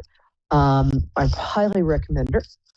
I'm fortunate enough to be friends with two of the best living astrologers in the U.S. And the moon in Aquarius, when the moon is kind of, when the moon goes into different signs, usually takes 2 or 3 days per sign, and that sign kind of colors how we're feeling.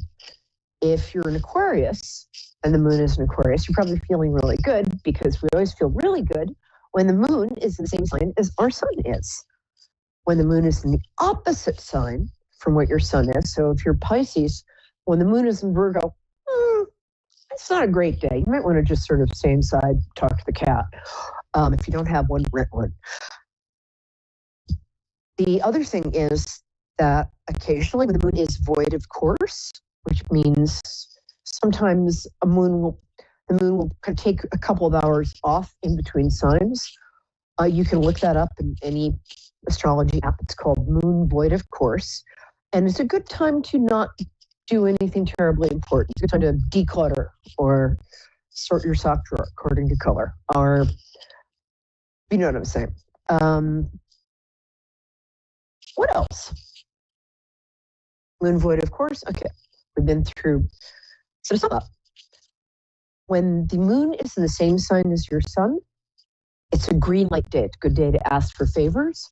It's a good day to, I don't know, buy a scratch-off ticket. Good day to send your favorite television psychic a lot of money for no specific reason. Feel free. That's PERI. Okay. When the moon is opposite your sun sign, so if you're a Virgo and the moon is in Pisces, which is opposite Virgo, it's kind of a red light day. Try not to do too much, or don't take any huge chances. Okay. Michelle in Hamilton, New Jersey. Yeah, New Jersey. In the house. Hi. Hi. How are you? Jersey girl. I'm awesome. How are you? I'm good. I just got out of the gym after a 2-mile walk, so I feel really good. Doesn't that feel great? I gardened like a fiend for about 5 hours today, and I can't move, but it feels great. Oh, that's awesome. Thank God we're healthy. Okay, my love. I love the name Michelle. Oh, I know what I was going to say. I like to connect to people through their birthdays. So if you want to tell me what your birthday is, then we'll hop into your question. December 2nd, 1978. Oh, you're just a baby. I've got socks older than you. Oh, I love Sagittarius. It's woohoo! You guys are fun. Mm-hmm. Leo moon and Capricorn moon and Leo rising. Oh, really? Wow. Yeah. We should probably get married. We're very compatible. I have a Leo moon. I'm so glad you called. Capricorn moon for Sag is really good because it'll give some structure and stick-to-itiveness to your natural sage natures, which is to tell the truth and run around and be all idealistic all the time. I will say that you really do tell the truth, though. I know. It can be a little bit of a problem for you, but please don't stop. It's just I'm writing my memoir, so it's going to be very truthful, and I'm sure there's going to be people upset with me, but it is what it is. You know what? The memoir will be around a lot longer than they will. So I'm so glad you're doing that. Okay, how can I help? You've had quite an exciting life. Yeah. Going through my second divorce, and it was not a healthy relationship, 10 years almost. And I unexpectedly, as soon as I ended my marriage, I met somebody, and we've been almost together 2 years. He's gone through cancer, and it's like my twin soul. And he's older, and he has 2 children. I have 3, and he lives in another state, and obviously in New Jersey. And we're trying to, it's been a year and almost 2 years. August will be 2 years. So things are good. We have a great relationship.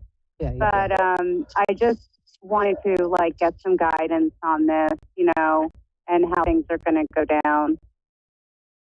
Well, does his first name begin with an R? No. Okay, that's all right.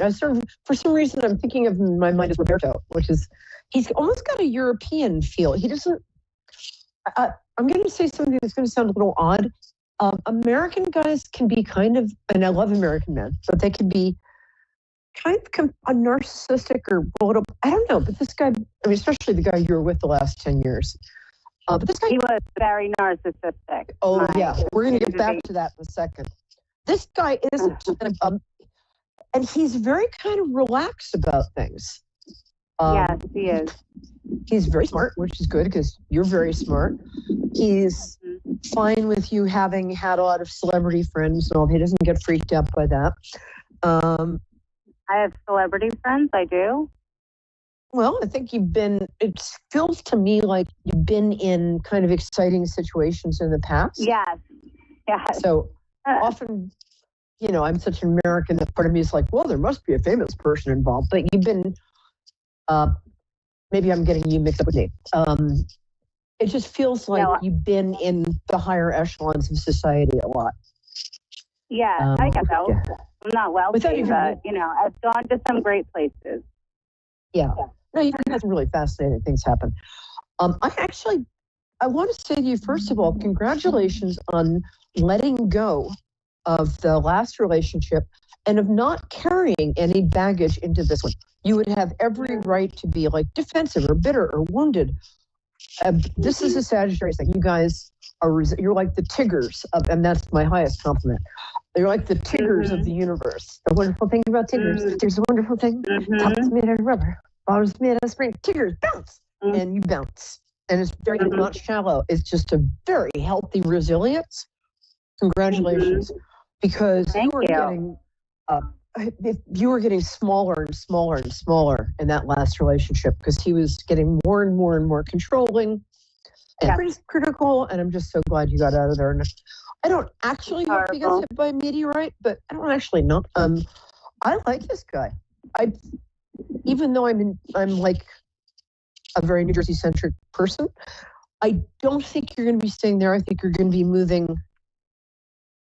Where is he? I'm not very good at compass directions. What? Yeah, he's in the Poconos. Oh, that's nice. Okay. I couldn't quite. I was like, Pennsylvania? Where is this? Yeah, it is Pennsylvania. My ex-husband, I have a 4-year-old. He doesn't want me to take my daughter to Pennsylvania. Well, it's not that far from Jersey. If you're moving to Jupiter or Yakutsk, that would be controlling. Oh yeah, no, everything. It's not even his way or the highway. He doesn't see any alternative to his way. He's not really capable on the spectrum and very narrow-minded and a narcissist. Yeah, and sort of thinks other people are fictional, but your daughter's awesome. Does she have a really pretty unusual name? Luciana. Oh, I love that. Okay. Yeah. Maybe that's where I was going to amazing. from. I actually think things, I mean, it sounds boring, but I'm not getting any big bumps in this relationship. I think the kids are going to blend fine. You might want to like watch a rerun of the Brady Bunch every night just for an instructional video. I think you're going to be moving into a funny old, like 19th century, very roomy house, is what I'm getting. Is it his mom's house down the road? Is it roomy and kind of It's big. It's got 5 bedrooms. It's in the Pocono. It's a beautiful house. It's great. His dad died like 2 years ago, and I'm also a medium. I was in the bathroom one day, and his dad basically said, "You're going to live here one day." Oh, I love that. Isn't it fun when they tell us nice stuff? I love that you're a medium. Ah, sister. Yeah. So you know. I know. Oh, I do. Do you have both your parents still? Okay. You think we're going to stay together? Oh, yeah. I definitely think you're going to. I wouldn't be surprised if you got married within the next 14 months. Can you hear me okay? Yeah. Yeah, I hear you great. I don't know if he's an earth sign or if he's just grounded or if he just is romantic. Very grounded. He's a Gemini, and he has a Leo moon, and I think a Cancer rising. Oh, we love him. He's perfect. Leo moon, all of us with Leo moons. We're fun. I'm going to go out on a limb here. Is the house kind of is there a greenish or gray, like green paint of some kind in the house? On the house. That's not important. I think like the porch balustrade. His mother has everything in that house. I don't know. She's got everything. Why? What about it? No, nothing. I just want to make sure I was seeing the house correctly. I am, and it's slightly on a hill or on a rise. Yes, it is on a hill. Yeah. It looks really small, but it's huge and it goes down. It's in the mountains. Yeah. It's from like 1905. Okay, maybe 1915, but it's great. I think the school system is going to be really good for your kids. I just think it's great. I'm sorry. It's not very exciting, but I'm not seeing anything bad happening. I didn't think anything bad would. He had cancer, and now he's doing a lot better. Do you see cancer coming back? No, I mean he should go to checkups. Obviously. Oh yeah, he does all the time. But no, I'm not seeing this. No, I'm not seeing that coming back. No, I'm just getting that you guys are really good for each other. You're very adult. You have a lot of fun.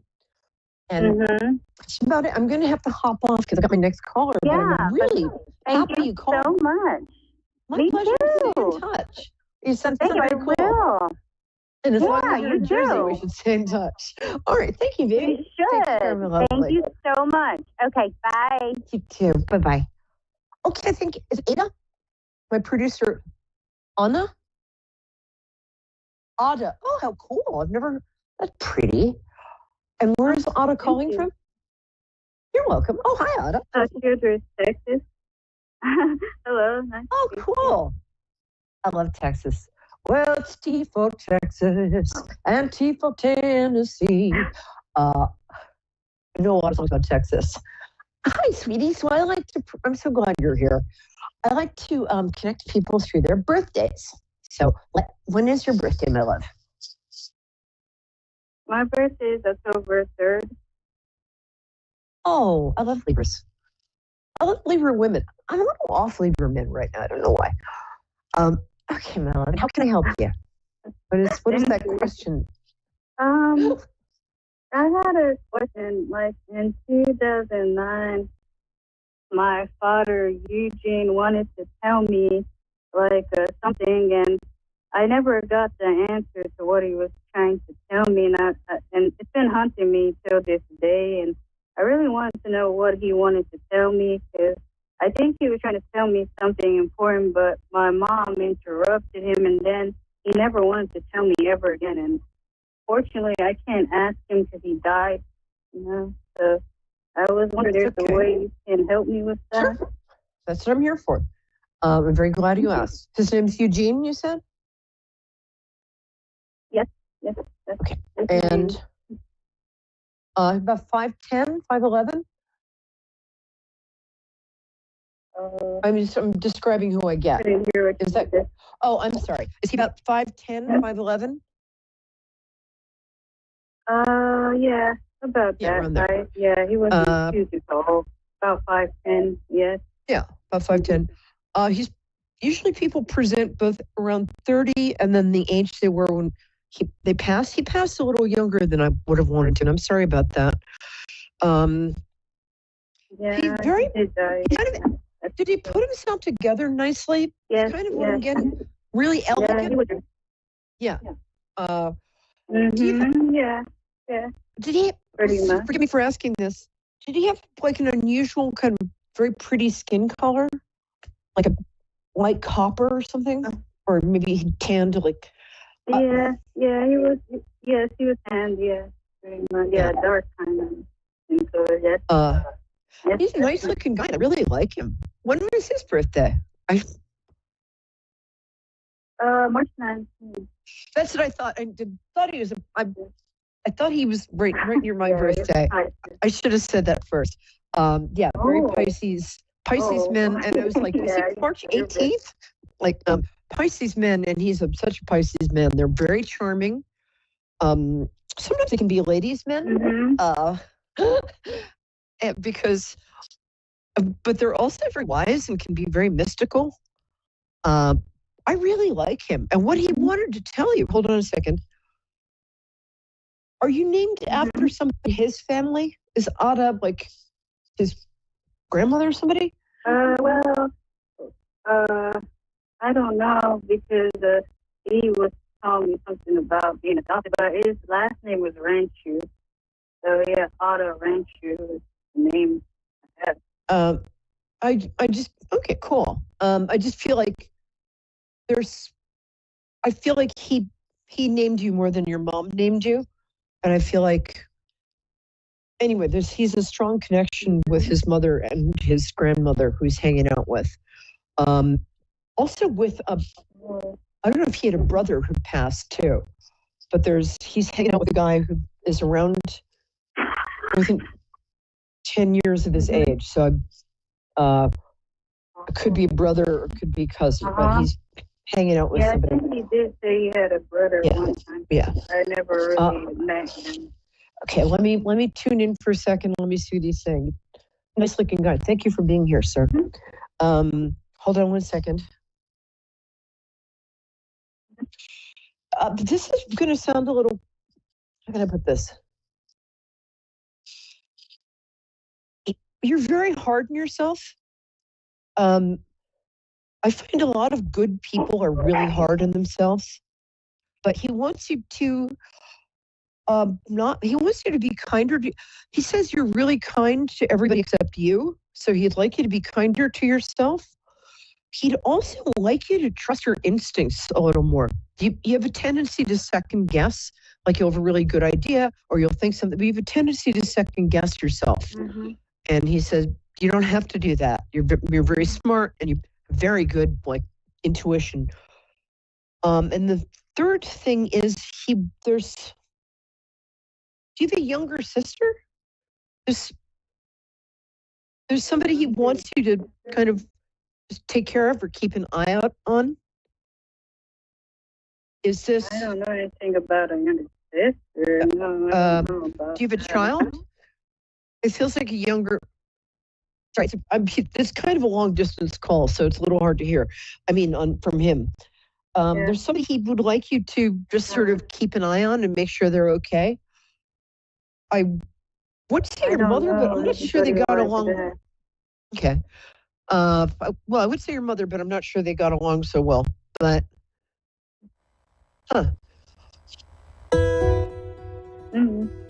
that's interesting. Yeah, I don't know anything about a younger. No, that's okay. The person might not. Did he and your mom not get along so well? No, they didn't really get along. They were sounds like your mom. Oh, it must be.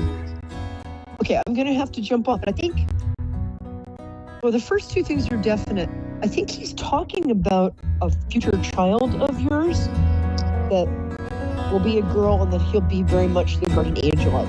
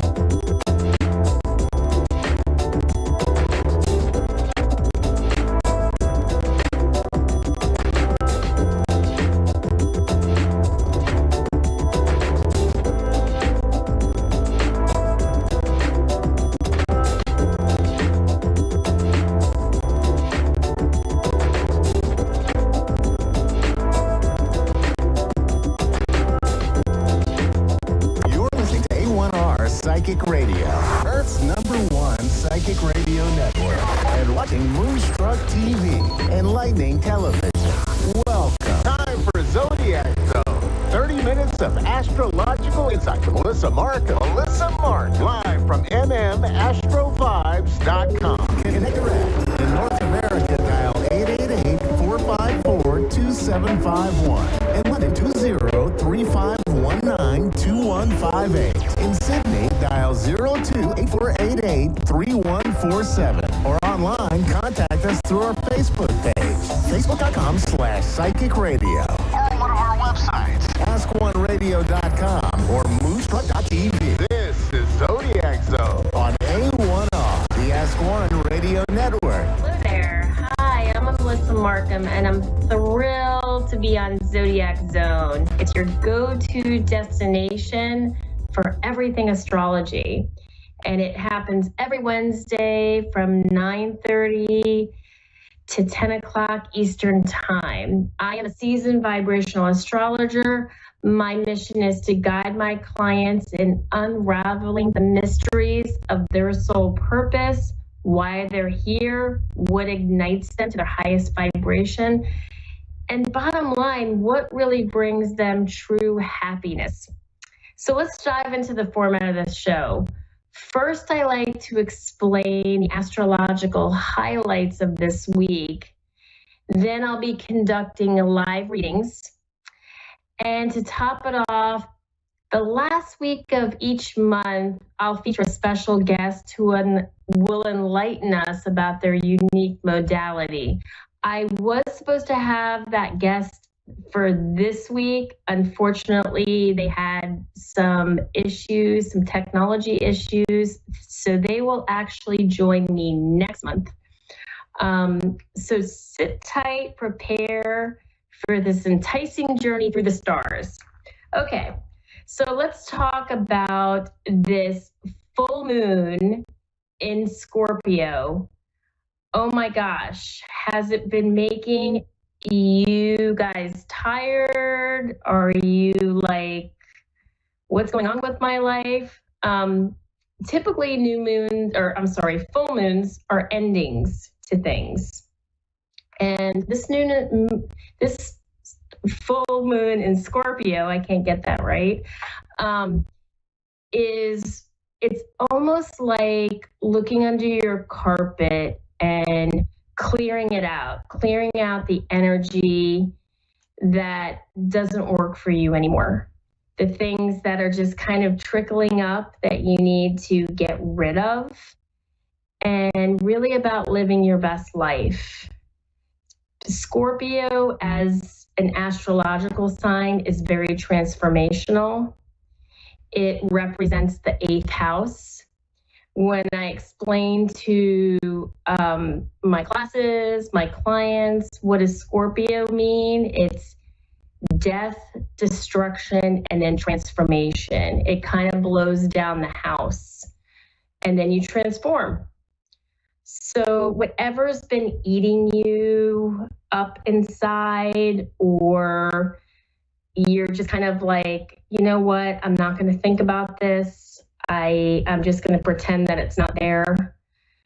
I feel like that this full moon is really kind of blowing that up. So my recommendation is, after this broadcast, of course, is to go out and just release whatever that energy is that you feel that is holding you back from living your best life, understanding your purpose, maybe doing something that you've always wanted to do but feel too afraid to do. Release that, because that is the purpose of this full moon. It actually, we refer to it as the pink moon, because when it ignites in the sky, when it's not so high, it looks like a pinkish color. So this is a time for transformation. I feel like this whole year has been very transformative. Like I said in my previous broadcasts, my previous shows, I am an evolutionary astrologer, so I really look at the lunar nodes, which are elliptical points in the sky. And I get an idea of really what the life purpose is when I start reading my clients, reading their charts. And what's going on this year is Aries Libra. The North Node is in Aries.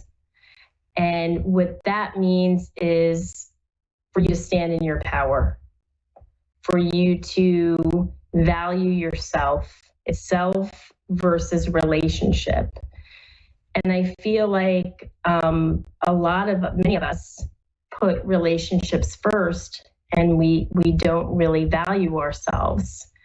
And this is a time that we look at relationships and what's working for us. And it's not just, people get all into the fact relationships. It's just, they think of just romantic relationships. But it's not only that, it's whatever the closest relationships are in their lives, whether it's their children, whether it's their close friends who are like a soul family to them. And it's very much of an empowering year to stand up and to set the boundaries and to look at things that are not working for you and to make significant changes. And the people that are going to feel it the most, and have Aries Libra in their chart, if you have a sun in Aries, if you have an Aries moon, if you have an Aries ascendant, the same with Libra, you're feeling this energy. And oh my gosh, if you have the North Node or South Node in either Aries Libra, it's very transformative. So I keep talking about this because I think it's such an important topic in the astrological world. And like I said last week, Chiron is in Aries. So it's really bringing up those wounds with self, with how we look at ourselves, what we value in ourselves. And the way that I look at astrology is it's like a tool. It's not, I did a talk today for about 25 women in Jacksonville, Florida. And the one thing that I said to all of them is, it's really about, I'm just confirming what you already know about yourself. I'm not an oracle. I'm not a person that sees the future. I just read a beautiful language. And I tell my students that if you put the hard work and dedication into astrology, that you can have the beautiful experiences that I've had, where I've watched people grow And I've seen them year to year make significant changes in their lives.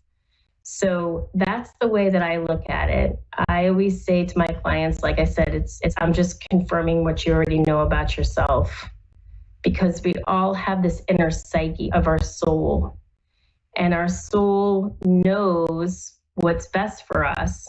The problem is that we've been conditioned to think that we're so small, that we need all these things to make us happy, and that we have no control over who we are or what we're trying to accomplish in this lifetime.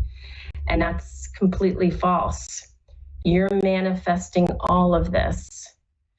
And astrology is just that blueprint that helps keep you on the path that you've chosen in this lifetime, and then all the lifetimes.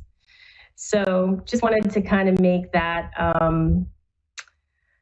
make a statement about that. Do have some really good news for you. Tomorrow officially is the end of Mercury retrograde. It goes direct tomorrow. There is about a 2-week shadow period. So, but you can, the nice thing is you're not going to have all these headaches with technology or feel like your communication is getting mixed up. Maybe if you've been traveling, your travel plans aren't going to get delayed. Although I think a lot of things post-COVID it makes traveling not that much fun as far as the plane ride. Of course, when you get to your destination, that's a whole different story.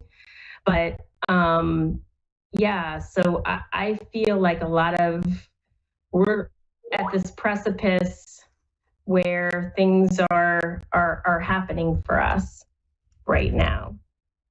So but just wanted to kind of talk about some of the astrological things that are going on, and what some of the ways you can combat this, because the way that I feel is that it's always about flowing with the energy, and again, using astrology as a tool, not using it as the end all, oh my gosh, this is what's going to happen to me, and, panicking, looking at it as, hey, this is what I have to go through to get to where I need to get to. That's the way that I pretty much approach life. So, I just wanted to kind of make a point of that. But anyway, some other things that I feel that are coming up too, we're going to have a new moon next month, May 6th. It's going to be a new moon in Taurus. New moons in Taurus are new opportunities. If you're looking to build a business, great time to start a business, to build something. Taurus is about building things, and at a slower level. My joke is, have you ever tried to move a bull? No way. So it's really for building. Great time to start a business if you want to make money at it, as far as if it's something that you want to do for career, something that you want to do for like a passion. Next month, which is actually, I believe, next week, the week after, is a new moon in Taurus. So now's my time. I want to take some time to do some readings. And and the way that I want to kind of explain the way that I do these readings is it's really about, like I said, I'm an evolutionary astrologer. So I'm going to look at your lunar nodes, which are the elliptical points in the sky. And I'm going to understand what your soul purpose is in this lifetime. The energy that you came in on, that is your south node. That is an energy that feels familiar to you, comfortable, but it's not necessarily, it doesn't excite you or it doesn't put you on your highest vibration. The opposite energy is the north node. That is the energy that you're trying to get to. So when I look at people's charts, I look at their node placements, and then I look at Chiron, Chiron being the wounded healer. There's a whole story about Chiron in Greek mythology. And he was half man, half horse. He was considered a centaur. And he was immortal. So what happened was he had to consistently live in his wounds. And it wasn't until he was released from these wounds that he fully understood the meaning of life. So I feel like all of us subconsciously live in our wounds because we don't even know that they're happening to us. We just know that, we have some incidents that we feel uncomfortable. For example, Chiron in Gemini could be a person has trouble speaking up. Chiron in Capricorn, a person could have a fear of success because, back to Gemini, Gemini represents communication. So when Chiron is there, they have a wound in that. Capricorn represents career and reputation. When Chiron is there, they have a wound in that. They're afraid of that. So that's pretty much how I do my readings. I also, so we have our first person is Kelly from Cape Coral. Hi, Kelly. How are you? I'm doing great. How are you? Happy full moon night. Thank you. I'm doing very well. Thank you. Yeah, so I'm going to need, let's see, Kelly, I put my glasses on here. Okay. What is, hang on 2 seconds.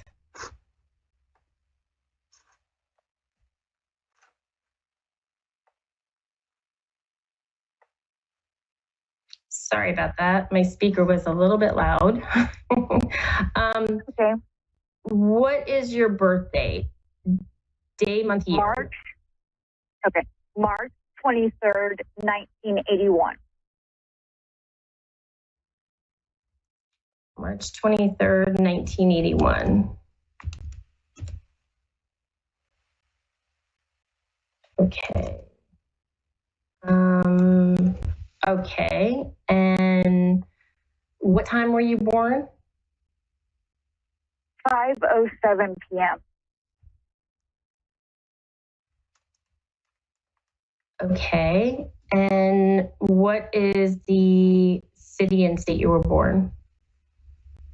Tulsa, Oklahoma. Tulsa. Okay. Alrighty.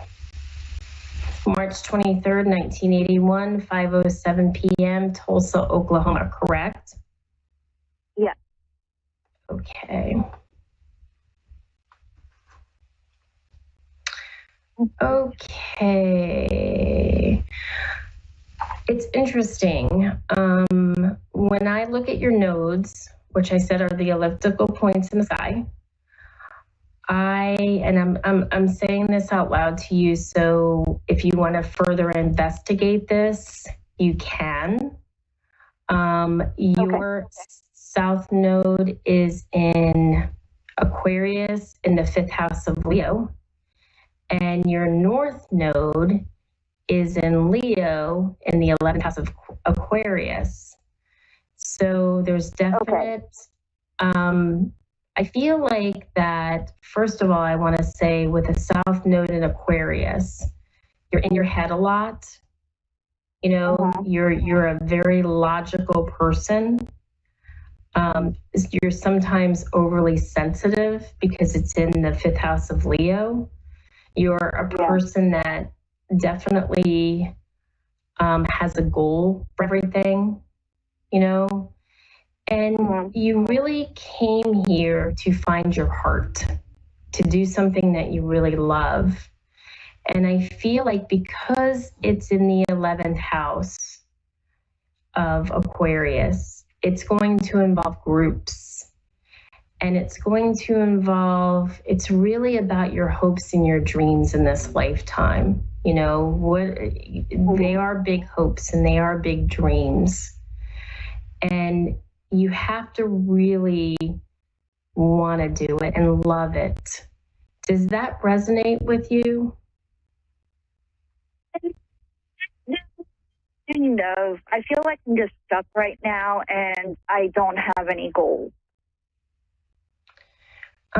I feel like you need to look to your heart instead of the logic in your head, you know, because you could be saying to yourself, well, yeah, I mean, but does that make sense? And sometimes if we go with our heart, you know, that old adage, if we do it, we love, the money will come, you know, really applies. Yeah.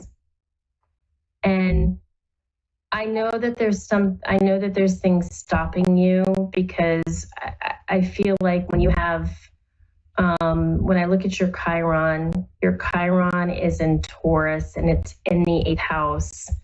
So you probably are stuck and you probably have some self-worth issues, you know, really believing in yourself and really going down deep with yourself and connecting with yourself on a soul level.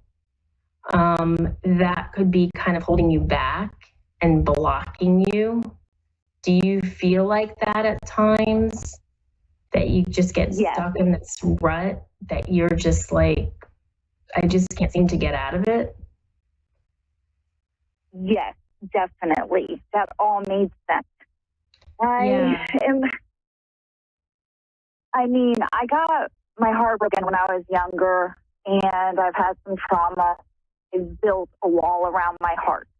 And I'm trying to break it down with like shadow work and stuff like that, but maybe I'm not going deep enough. Yeah, I feel like you have to go all the way, you know, and a lot of times when we get our heart broken and we get stuck in the trauma, right? And then we unbeknownst to us, we keep bringing the energy back to us. In other words, we could be attracting the same type of people. We could be on that perpetual cogwheel where we just can't feel like we can get off it. So I think that that's probably big for you because you have your Sun and Venus and Mars in the 7th house of partnerships. I feel like you thrive in partnership, but it has to be the right partnership for you. It can't be where you're doing all the work or where you feel like you're not being valued in the relationship. And it comes from first valuing yourself, you know, and truly going down deep with yourself.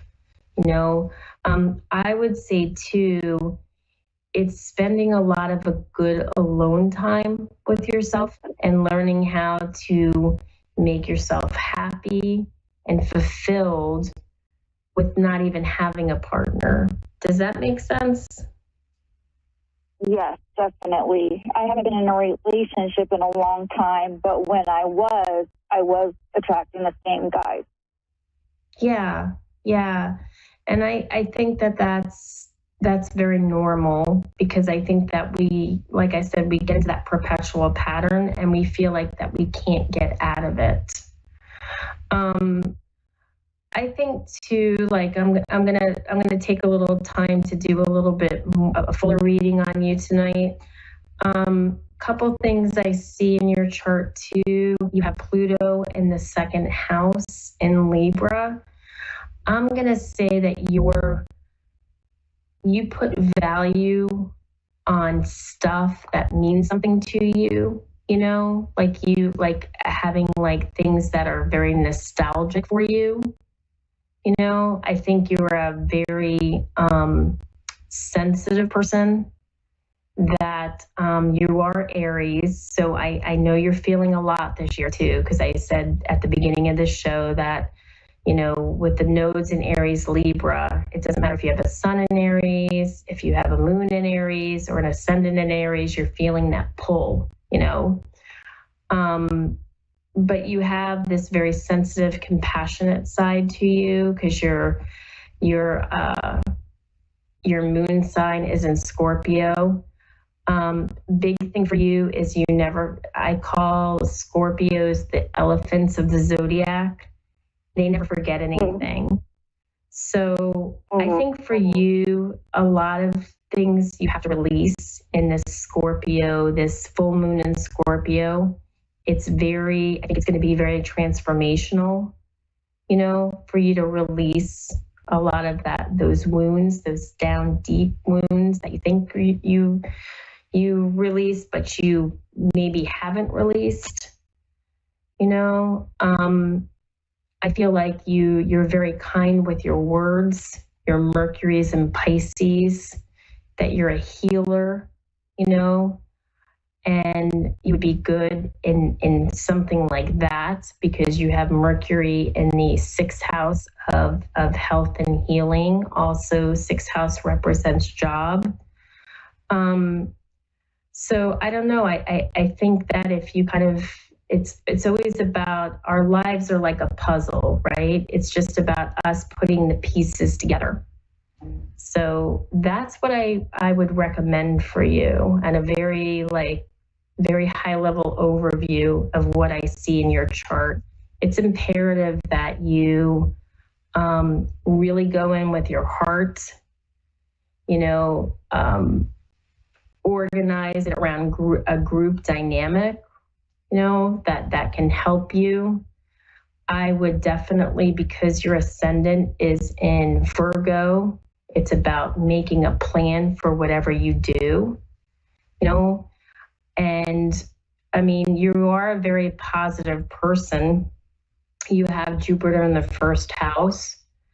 So, and I feel like you grew up an adult, you know, you have Saturn there. So it was like you went from kind of womb to adulthood very quick. And, you know, do something joyful, things that raise your vibration, even if it's buying a little gift for yourself or pampering yourself or doing something fun. You know, it's time for you to get out there and start living. If all this makes sense to you, that's what I see very high level. Yes, it does. Thank you so much. I'm going to a retreat this weekend, and I feel like I'm going to release some stuff. Yep, and I think that'll be perfect for you. And thank you so much. And you have a great evening. Thank you. You too. Yeah, so I just wanted to say thank you to everybody tonight. I mean, for supporting my show. I love astrology. I love to look at it as a way of life, a way that we can use this blueprint to enhance our lives. We have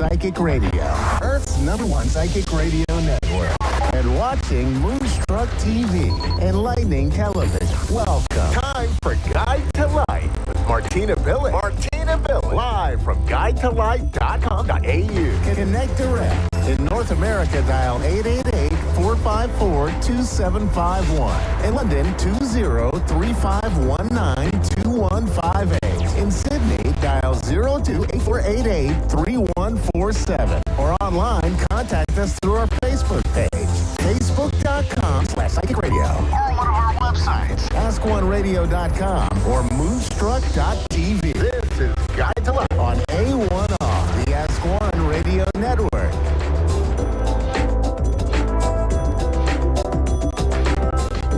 Hello, everyone. Welcome to the Guide to Light show. I'm Martina Billick, the Psychic Mentor, and it's so wonderful to have you with us today. I'm taking callers today, so please buzz in. And one thing I would like to have a chat to you about until we get this caller is something I've been discussing with some of my mentee students this week, and it's about tuning in. So tuning in is what people who do psychic work, what they call it when they're actually reading energy. And if you think about it this way, it's like tuning in a radio.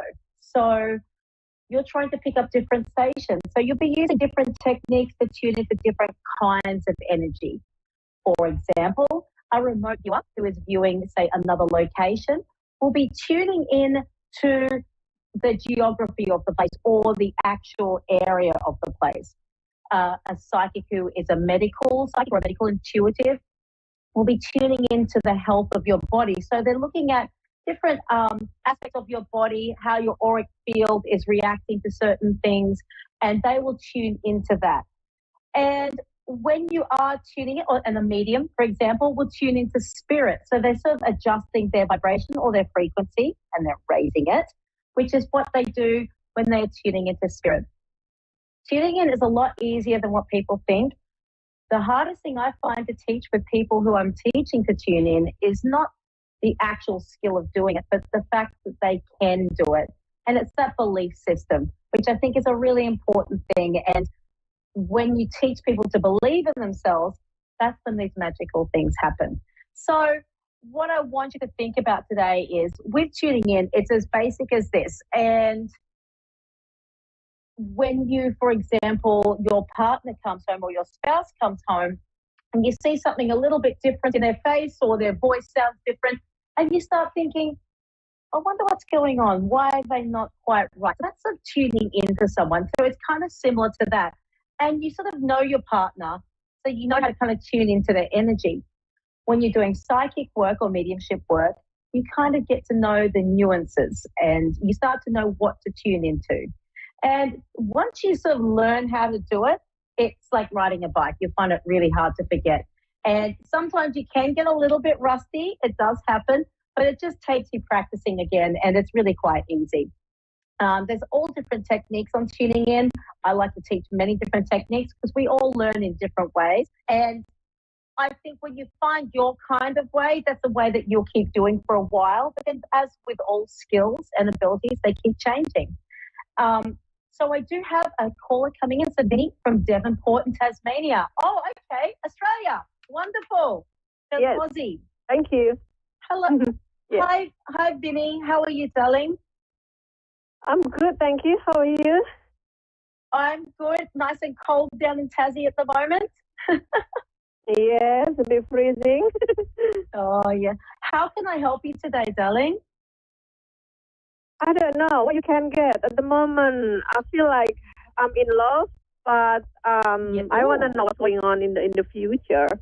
Yeah. Oh, okay. Let's have a look into that for you. I'm going to use my car today. Let's have a look for you, Vinny. Yep. I'm so happy to hear that you're in love, darling. What a wonderful thing. Let's have a look scary. into it. Well, you know what? When it's scary, it's exciting. That's wonderful. I'm really happy for you, hon. Let's have a look at the energy around this, okay? All right. Okay. I'm just going to set the intention to bring through Vinny a beautiful clear tarot reading that will give her guidance. Okay, let's have a look. All right. I got some chills. This is good. Okay. So, Vinny, I'll show you the cards as we go.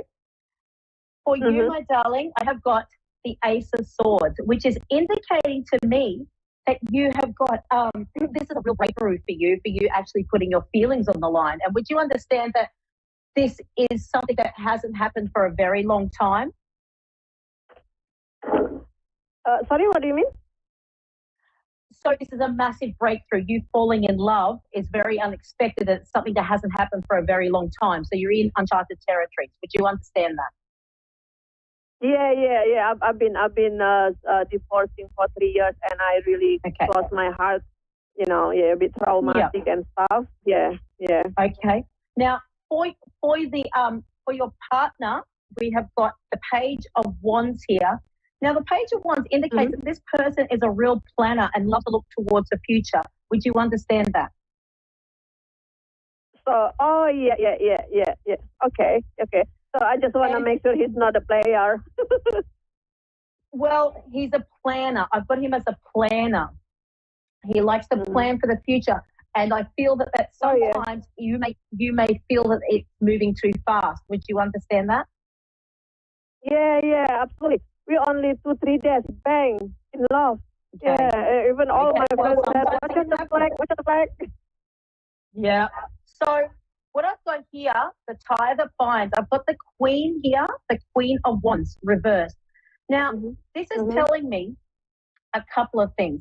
That making big plans for the future is going to be moving too fast. You need to take this day to day. It's early days for you, okay? And I feel that there is still a lot of pain that has come from, obviously, from your divorce that you have mentioned. And it feels like you've been toppled off a throne and you're not sure if you're ready to get back on that throne yet. Would you understand that? No, what does that mean? So you're not ready to get back into like a full serious relationship, like marriage, as of yet. You want to have fun. Yeah, absolutely. Yeah. So what I'm saying I'm not the player, but to really pull and getting married again is I'm not ready. Yeah. Okay. So what I've got here is for some advice. There is a big decision that you have to make with that person. Okay. So they, I feel, may be putting up some form of an ultimatum, saying, "Are you in it for the long haul, or are we just having a bit of fun?" And I feel like it's going to be a tough decision for you to make because you're enjoying how things are going. Okay, is that what he wanna ask to me? I feel like that he may be asking that soon, darling. That what would you like out of this relationship? And I think it might be a challenging question for you at the time because you're worried about what your answer and how it will be received. You understand that? So he's really serious. He's really serious person. Yeah. Yes, a planner. How about I have a look at what's going to come up in the next couple of months? Some advice. What would you like? Would you like that? Yes, would be great. Yes. Sure. Okay. So let's have a look at the energy around this, darling. Okay. So we'll do May this month, June, and July. Okay. All right. So, you got lots of cups, darling. That's good. You've got all cups, 3 cups. That's good. That's love. What is that? 9. This is cups represent love, sweetheart. So here we go. We've got the 9 of cups here, which is satisfaction. This is for May. So sitting in a really good spot. Things are feeling really good.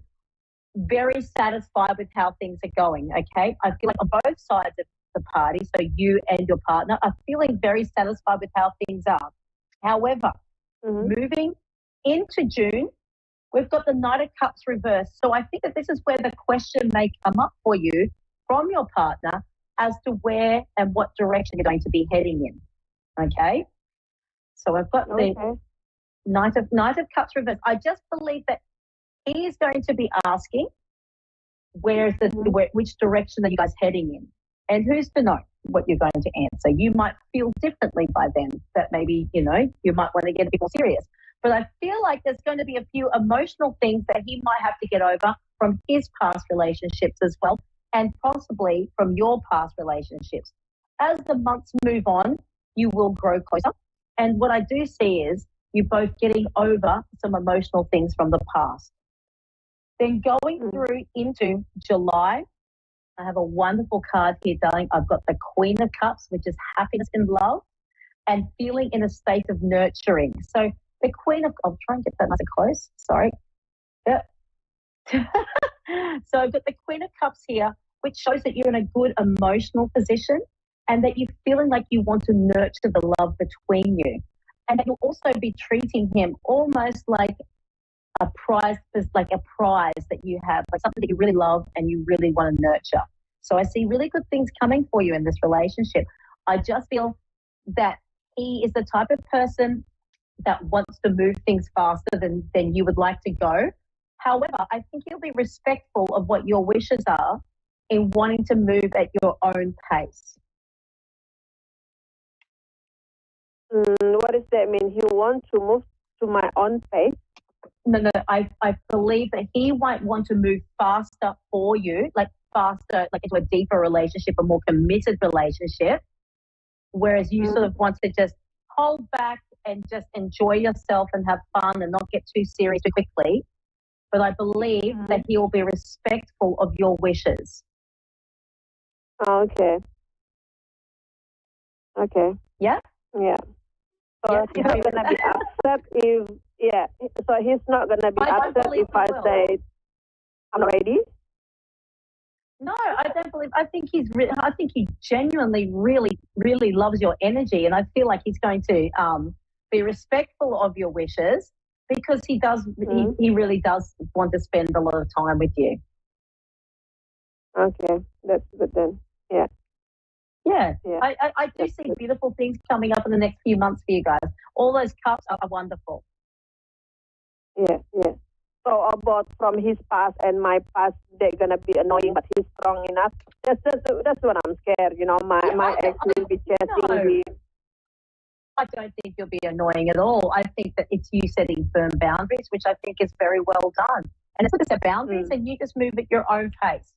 So let me give you a bit of final advice on you setting your boundaries, okay? Let's have a look. Yeah, okay. Okay, so I've got the Ace of Swords reversed, which is showing that this is the first time you've actually set boundaries in the relationship, and it's going to be quite liberating for you. I feel like you're going to feel stronger for setting those boundaries because you know that's what you're available for, and you're not available to be pushed into something that you don't want to do. Okay. Well, thank you so much, Vinny, and I really appreciate you calling in. I hope I have given you some insight. I do see some beautiful things coming up for you in the next few months, my darling. No worries. Thank you very much for your advice and your time. My pleasure, Thank you. Vinny. Bye.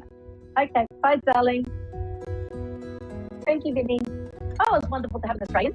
So, just to finish up, please come and check out my website, www.guidetolight.com.au, and I have a wonderful app that teaches psychic development for beginners.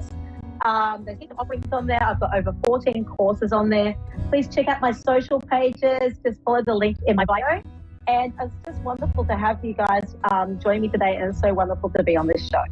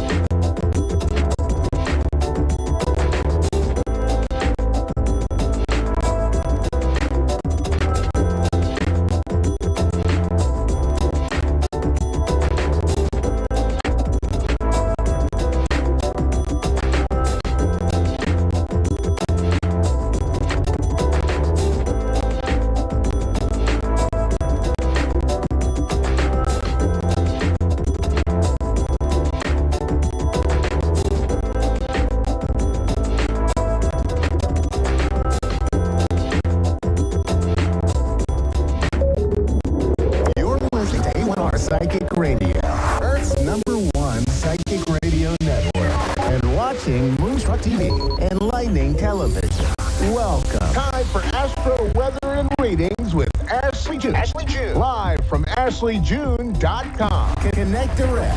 In North America, dial 888-454-2751. In London, 20-3519-2158. In Sydney, dial 02-8488-3147. Or online, contact us through our Facebook page, facebook.com/Psychic Radio. Or one of our websites, ask1radio.com or moonstruck.tv. This is Astro Weather and Reading on A1R, the Ask One Radio Network. Hello, I am Ashley from AshleyJune.com here with your Astro Weather for the week of May 1st through 7th. The first and the biggest aspect of the week is that tomorrow, on the 2nd, Pluto, the planet of the Lord of the Underworld, is going to be moving backwards, going retrograde. So we're going to be seeing on the world stage, he kind of comes to a stop and then he starts moving backwards. So he's made a lot of ground just in the very beginning degrees of Aquarius, but we've seen so much happen since he's moved into Aquarius and changed signs from Capricorn. Moving into Aquarius, the sign of the collective and collective identity. And I always think that when Pluto comes into a new sign, he kind of brings up all of the secrets. He's a secret revealer. I say he's the guy who comes over to your house and goes into your basement and all of the stuff that you have down there that you haven't looked at in years and you haven't gone through. He starts just bringing it upstairs and saying, we're going through all of this and we're going to shine a light on it. Well, now that he's going retrograde means redo, reassess, all of the rewords. So we're going to be redoing things. And that means some of the headway that has been made, we might see fall apart. We've kind of been seeing in headlines worldwide, maybe people who were getting their comeuppance, all of a sudden it just falls through and they're not going to see justice, things like that. So this aspect is going to last. Retrograde will be through October 11th. On September 1st, Pluto will be moving back into Capricorn one last time. And he was in Capricorn for 16 years. So for the past 16 years, we've seen this energy, this Plutonic energy, bringing down people who were on top of the mountain. You know, Capricorn is the goat that climbs to the top of the mountain. If you were doing the wrong thing, it doesn't matter how high up of a place that you were, you're going to be brought down. For the collective, our reading, I did pull a couple of energy cards. The first that was coming up for this week is Rising from the Ashes. And I really feel like that with this Pluto energy and going retrograde, we're going to really be feeling this. And across the world, everybody's feeling that this is a collective energy that's going on. It's a picture of a woman standing with a fiery phoenix behind her. And the next card that came up for the collective was the root chakra card and the grounded card, both deep red cards. The grounded card is a beautiful tree, a red tree, and then just the sign of the root chakra. So the energy of this week, I think, because we have these really intense Pluto energies going on, to remember to root and ground yourself. And I'm ready to take a call for Shaylee in Salt Lake City. Hi, Shaylee. How are you today? Hi, I'm good. Thank you. How are you? I'm good. Is there anything specific that you're calling in for today? Yes, just a general with my love life, please. And I'm not in a committed relationship. Okay, Shaylee, love life. Let's see what comes up. How's your day? Doing well. Oh, here we go. We got a couple. Excellent. Okay, the first thing that's coming up for you is the Two of Fire. Twos are always, I think, about finding another person. So you and another person, and fire card is action. Have you been taking any steps to try to bring love into your life? Yeah, there's a Capricorn that I recently he walked away. So I'm just, I don't know. But I'm open to, well, I want him back, but it's new partnerships and moving forward. The second card that's coming up for you is the Star card, and the Star is all about wishes, like wish upon a star. So this is what I'm seeing for you. And then the Six of Fire is coming up next, which is action. Fire is all about action and good news. So what I'm hearing is that, so that you said there's a Capricorn who left that you were seeing, you're not seeing anymore? Yes. Capricorn with heavy aqua. What is coming up here is that I'm not seeing him at all, or that person at all. That it's time for you to make moves. So this is going to be maybe trying a dating app, or let your friends know, let your friends know, hey, I'm looking if you have anybody that you would like to hook me up with. Because if you do that, Six of Fire card that's coming up here, if you can see, it's it's a happy card. It's a person on a horse, kind of like a party going on. This is a lot of people coming together. Let's see, ask for a clarifying card for you here.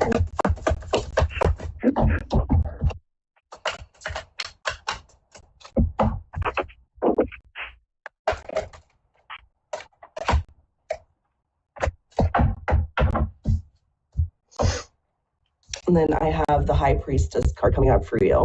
That's a beautiful card, the Archangel Haniel. I work with angels.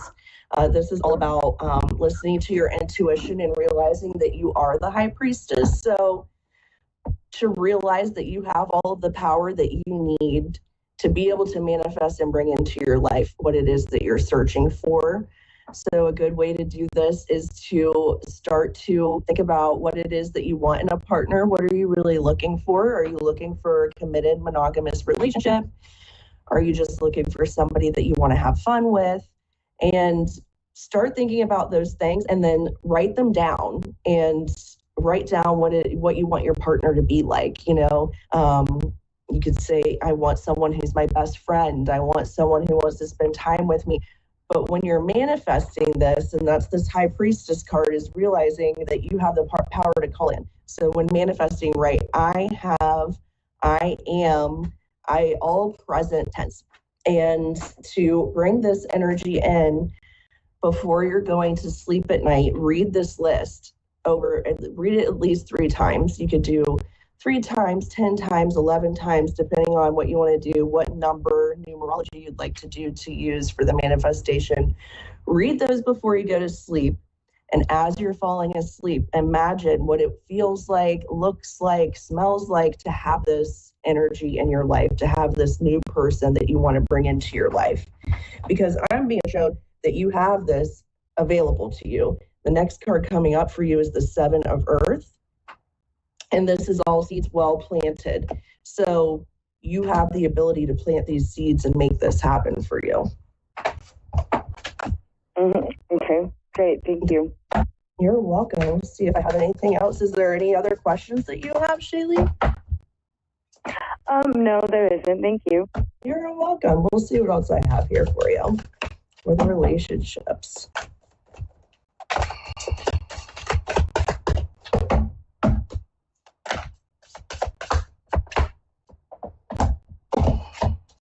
And this is from my St. Michael the Archangel deck. This is trust in divine purpose. Know that you are on a path of growth and that that the angels are with you. So this is all divine purpose. That card coming up for you, I think that there's maybe it's time for you to bring in your soulmate, the person that you came here to be with, is what I'm hearing for you, Shaylee. Yeah, that's exciting. Yeah, I work with Gabriel, Michael, and Raphael a lot. Yes, I work with angels and higher vibrational beings, and I love that deck. The Michael deck is great, and then I use Angel Tarot as well. Let's see what's coming up here. I bet they're pretty cards. They are. Then the next one coming up for you is perfect timing. It's just a clock, and it looks like a sun and a moon. Perfect timing, auspicious, planning, patience. So it seems like you have been patient and you have been trying, but everything that's coming up for you right now is saying that this is the time for you. I've been very patient, yes. I'm going to grab my chakra deck and see if there's another one. Oh, this one jumped right out here. All right, trust is coming up for you as well. This is a heart chakra card, so maybe some heart chakra healing for you that you should do as well. Green is all about the heart, and I'm hearing that you've had wounds, trust wounds before from previous relationships. So in order for you to be able to manifest this and bring this person in, you're going to need to do some healing work. Reiki, if you've ever tried Reiki, that's a great way to do it. Also inner child healing work. But if there's someone near you who does Reiki, you might I do it. I can do it on myself, and I do shadow work every day. Okay. I'm seeing heart chakra for you around those. It's definitely heart chakra, yes. Yeah. Yeah. And sacral for me, but. Yes, I just had, this is a sacral chakra card, and it's shame. It's a woman, and it's a golden orange dress, so that's sacral chakra. Anything around sexuality, anything to do with, your sacral chakra is all about creation and being allowed to, birth new things into the world. Anything around shame, so sacral chakra healing for you as well. Thank you. Yes, definitely. You're welcome. Here. And then also, oh my gosh, I'm just noticing how many gray hairs I'm getting. I turned 40 and now I'm getting like 5 million gray hairs all of a sudden. What the heck? Anyways. Let it go. Love yourself. Allow it to happen. Accepting is what's good. This is the next card that come up for you. It's accepting. It's a solar plexus chakra card. It's a beautiful yellow gold color with a wolf walking through like a lotus pond. A pond full of wolf. So solar plexus chakra healing as well. So heart, solar plexus, those three in the middle, really work on those chakras and releasing we had shame, anything around shame, trust, acceptance of yourself. And when you're doing that healing, that's going to open up those spaces to allow you to really bring in the energy that you want into your life and do the manifestation practice. It really does work, bringing in love into your life, bringing anything that you want into your life, writing that list I have and reading it to yourself before you go to bed is a great way to manifest what you want in your life. Okay. Let's see if there is one more card.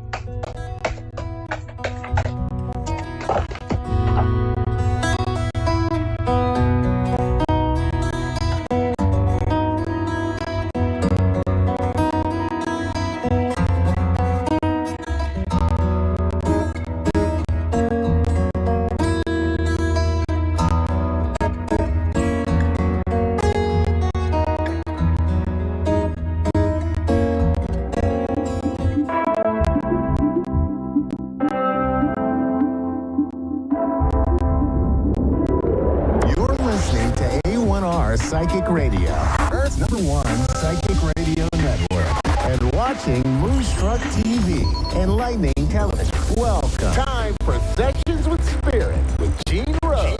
Live from Facebook.com/Tarot Readings by Gene Rose. Connect direct. In North America, dial 888-454-2751. In London, 20-3519-2158. In Sydney, dial 02-8488-3147. Or online, contact us through our Facebook page, Facebook.com/Psychic Radio. Or one of our websites, AskOneRadio.com or Moonstruck.tv. This is Sessions with Spirit on A1R, the Ask One Radio Network. Everyone, my name is Jean Rose, aka the infamous JJ. Welcome to the 17th episode of Sessions with Spirit. Tonight I figured we would kick off with an oracle card. One of my favorite oracles of all time are the Seasons of the Witch series. In fact, I happen to have all of them. I may have even pre-ordered the one that is being released May 7th. Lorraine Anderson is a fabulous artist, and honestly, her vision with the cards is something that is heartfelt to me. It is, and tonight I figured we would start things off with a card from the Beltane Oracle, and this is, of course, what the deck looks like. It is so gorgeous. I have the Samhain, I have the Yule, Mabon. Yes, all of those that have been released thus far, I own. So I'm really proud of that. Tonight's card is going to be Maiden, and it is card number 22. It says, demand what is yours and take back what was taken. Reclaim until you've gathered all of you. Basically, stepping in your power. Now, I know when we hear that sentence, it's like, oh, okay, like I'm gonna step in my power. But when we really dig our heels in and stand 10 toes deep, I think that's when push comes to shove. We realize that we can rely on ourselves. You know, the card also says, take back what was taken. Do we often go through experiences in life where we experience great loss? Yes. Are those experiences always able to be undone? Unfortunately, no. But that is where and when we need to step in our power. And that's really the lesson to walk away with.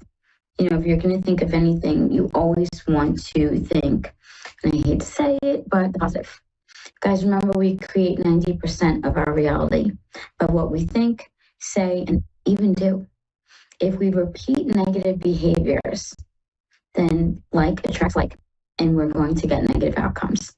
That's definitely something that I want to stay away from. So hopefully you'll join me on this crazy roller coaster of trying to reset our thoughts. This spring, I'm going to be, and I'm talking spring of 2025, guys, I'm going to be doing a manifesting workshop. Originally, it was set for January of this year. However, I needed to push it back probably about 18 months due to the show. It was an unexpected opportunity, so I had to take it. I'm just so glad I did, because now I get to spend this wonderful time with you. In fact, guys, let's take our first caller. Let's begin with Annette from Toronto. Annette, how are you doing tonight? I'm good, thank you. How are you? I'm doing well, love. How's the weather by you? Pardon me? How's the weather by you? It's getting better. It's a little chilly, but it's getting better. I totally understand that. I was hoping for a warmer day, and we happened to get one today because it's been a little chilly here. I'm down in the States. So, yeah, and I'm in the Midwest, Ohio, to be specific. So, yeah, we get some... it's the same weather, basically. Yeah. Mm-hmm. Yeah, today was a little bit warmer. But before that, it was kind of chilly. Right. Which was weird because we had those few days where it was like 70 degrees. It was so beautiful out. The sun was shining. It was warm. You know, you were able to just kind of go out, not having to wear like, you know, all these thick winter clothes. And I like the warmer weather. I'm a summer baby. What are we going to be reading on tonight, Annette? Oh, sorry, what was that? What would you like to read on tonight? I would like to read on a question I have. I'm dealing with a medical issue. I started going to the gym, but I'm having issues with my trainer. I'm just wondering what's going on with that. He keeps pulling. We still have like our dates set, our workout dates, but he keeps pulling away and canceling. I'm just wondering what's going on. Oh, okay.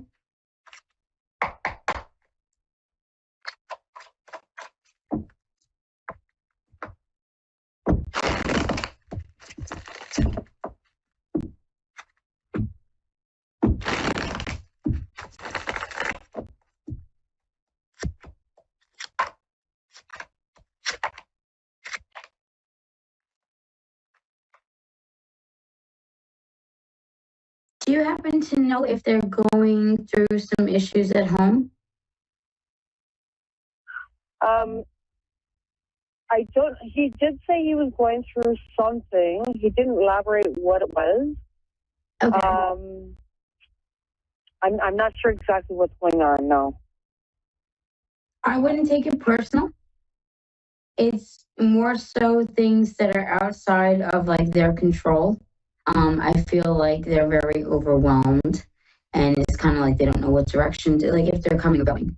So it wouldn't surprise me if he's like even running late for appointments or doing like no call, no show, or just like showing up 20 minutes late, doing things like scattered. I don't want to say and be dramatic like, oh, his whole world fell apart. Because for one, that's really not like the reading that we're doing. You know, that would be more so a relationship reading on him and his significant other. The Wheel of Fortune fell. This was, and I feel like it was a pop-up thing. It wasn't something that's been ongoing. If the Wheel of Fortune fell upright, then I would think, okay, this is a matter of time. This is building up. They were not working towards this direction, but they were definitely, it was like a runaway train. Then we have the Prince of Wands. That card also fell reversed. That's going to refer to a lack of movement. I would say possible breakup. Only reason is because then the next card is the Ten of Swords, and that refers to a disappointment or betrayal. Do you know if they're married? Me, no. Okay. I'm just saying because the Justice card is the last card, and that could deal with like, legal stuff. Like, so divorce, sale of a house, something like that. I wouldn't take it personal. Okay. So just give it time and let it work itself out, I guess? Yeah. Okay. Yeah, I would definitely. Because I know he's at the gym. I know he's actually there. I don't know why he's canceling all the appointments, though. I don't feel as though you're the only one that he's canceling with. Okay. Okay. I don't. I'll even pull extra cards. Yeah. The Empress, the Five of Swords, he's setting boundaries. Everything is scattered. You got the Four of Wands reversed. So just like home life is kind of chaotic and hectic. I think he's screwing up his schedule a lot. Okay. Does that make sense, Annette? Yeah, it does. Because he did say he was going through some stuff. He didn't elaborate, and I didn't need him to. It's just because we've been working out for a year and a half, and this is the first time he started acting like this. So at first I thought it was me. No, it truly isn't. I could definitely see why you would think it was you, but it's really stuff that's personal to him that's just going on at home. Okay. You're not the only one that he's like kind of not showing up for. So don't take it personally. Love, I am a straight shooter when it comes to readings. I don't know if you've seen my show before. I don't, kind of tiptoe around things. I deliver things with couth and with class, but I'm not going to tell you what you want to hear. I'm going to tell you what the cards say. The cards are revealing that his home life, because even the Four of Wands, that card fell reversed. If it fell upright, it would refer to house or home. When it falls reversed, that's going to take on a completely different meaning. Meaning all the foundation, the stability, everything is messed up. It's up in the air, if you will. So with that that energy going on at home, I wouldn't be surprised if he was not sleeping, if, even his eating habits, despite him being a trainer, I think he's just doing like the bare minimum. And that's it. He might be up at the gym and you might see him with another client or two, but that doesn't mean that he has all of his stuff together.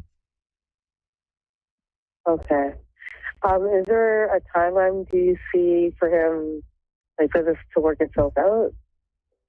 Unfortunately, no, I don't. But I don't see why you couldn't, kind of say something to him. Yeah, he's not very responsive right now.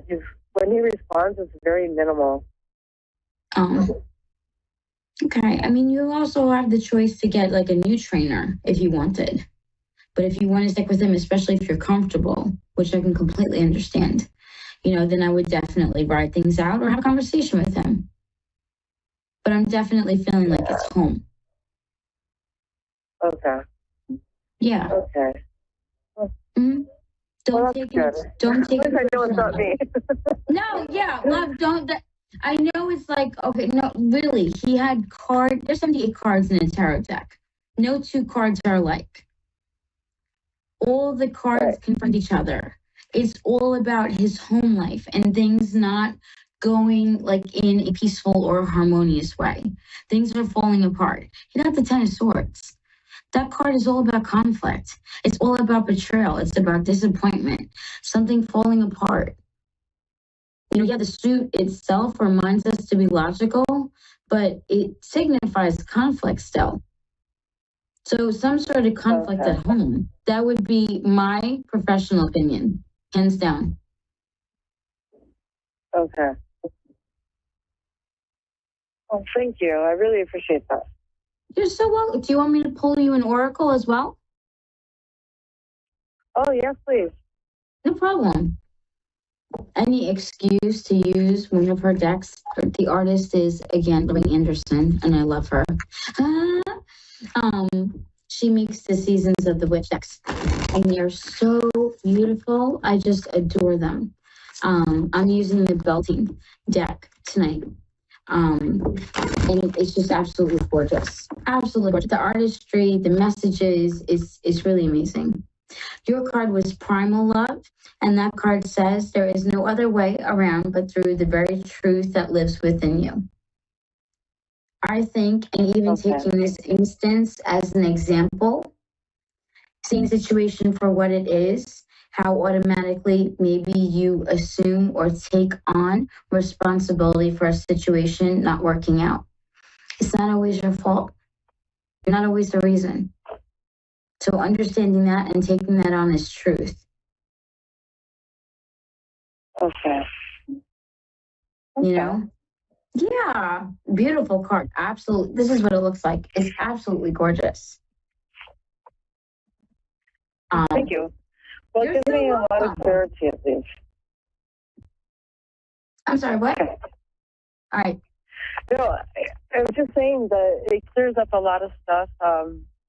Because, for 3 weeks, it's been on and off and just excuse after excuse. And at this point, it's just like, man, just get it together. I know. I hear that. I definitely hear that. I would just stay patient, stay constant, and if things get to be too much, then definitely reach out to him. Okay. Okay. All right. Yes, thank you. You're so welcome, Annette. You take care. Okay, you too. Take care. Bye-bye. All right. Bye-bye.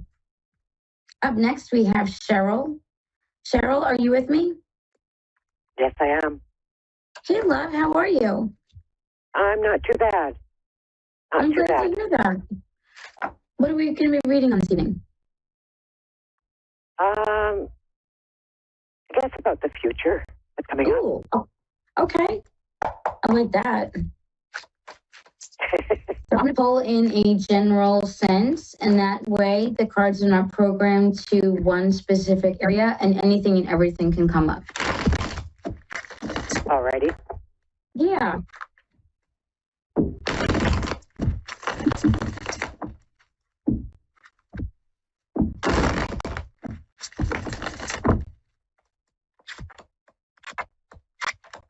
Definitely the start of a new chapter. Are you expecting like money or the start of like a financial opportunity? Just like the hundreds of millions of others praying for the lotto. No, this is the start of something. It may not have happened. Well, obviously, we're reading on future. So, but you got the Princess of Pentacles. The princess would be the equivalent to a page. Pages refer to the start or beginning of something new. It's going to be a decision you have to make. It's going to be the closing of one chapter and the beginning of another. I feel like that's going to lead you into an easier financial position. I'm not saying you're going to be a millionaire. I'm not saying it's going to be the lotto, though I'm not claiming those things because I believe there's power in words. So I would never say, oh, as they say, never say never. But even with the first card, you're positioning, trying to plan your future, overall. Even, are you working? Right now, no, but okay. I'm on. Are you like between? Okay. Then trying to figure out, especially like budget, how things are going to go, what direction things are going to move in, what pace they're going to move at. That I feel is going to be, if it's not already, a focus. So future focus, even now. The next card was the death card. Now, when I say that, just hear me out, because I know the title can be a little daunting, and people are like, and it's like, no, wait. It's actually my favorite card, or one of my favorite cards in the deck. And the reason being is because it represents the ending of one chapter and the birth of another. So that renewal, that fresh start, that like, oh wait, like things are looking up. That type of energy. That, like I said before, you're gonna have to make a decision because you have the Two of Swords, and that's gonna refer to, and it fell reversed. So instead of being indecisive, I feel like you're gonna know exactly what direction you're gonna want to move in, what you're gonna want, what you're gonna want your outcome to be, which I feel is a big thing as well. Followed by that Princess of Pentacles. The Pentacles is the money suit. That's why I asked about money right off the bat. Yeah. Okay. So you got a money card in your reading, which I thought was fantastic. You did. Yes, you did. So, and it wasn't just a money card, it was the money card. The only thing that would have been better was the ace. But with the ace, that's just unexpected. It could represent just once. The page, that could be an ongoing financial opportunity. So say even like part-time work or full-time, whatever you kind of, like I said, whatever direction you want to move in, it's going to be a want to. It's not going to be a have to. Does that make sense? Okay. Yes. Yeah. If anything, get excited. Yeah. I pulled an extra card for you. So you have a total of 7 cards. First off, the 5th card was the 10 of Cups. So you have a situation that comes to a sense of completion, happiness, contentment, and joy. Even that financial relief, that ability to kind of take a deep breath. Followed by the 6 of Cups, that childlike joy, that kind of innocence, that nostalgia, that like, oh, okay, like, when times were easier, it's kind of like going back to that where you were more carefree, okay? And then the final card was the Sun. That I always refer to as a power card. Reason being is because it just kind of refers to the ultimate.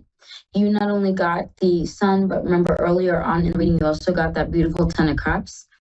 And the Sun card is essentially going to be the 10 of Cups on steroids. So you receive both of, yes, that's the best way to describe it. It's a power card. I call it a power card because it just refers to the ultimate. Everything with the 10 of Cups, multiply it.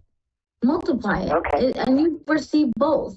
So I think, things are going to definitely take a turn for the better for you in the way or the regard where emotionally and even physically, I feel like you won't feel as exhausted or drained. And that's just because you're emotionally taxed. You won't have that. So it's going to ease up. And then, like I said, you have that beautiful start of that financial opportunity. So definitely look forward to the future and the things that you have coming towards you. That's fabulous. Thank you, love. Yeah. I would suggest, timeline, love. I would say maybe up to the next 9-ish months. Okay. Yeah, so it's not going to be long. Even in the summer, because even we have the Sun that corresponds to the sign of Leo, that's July, August. I would even say by that time, you're going to feel and see a significant difference. May not be all the way, but definitely a significant difference. That'd be fantastic. Yes. I'm looking forward to it. I'm so glad, my love. No problem. Thank you very, very much. Pleasure. You're so welcome. You're so welcome. Love, you take care, and I will talk to you soon. All right. Thank you. I appreciate No problem. No problem. Bye-bye. Bye-bye.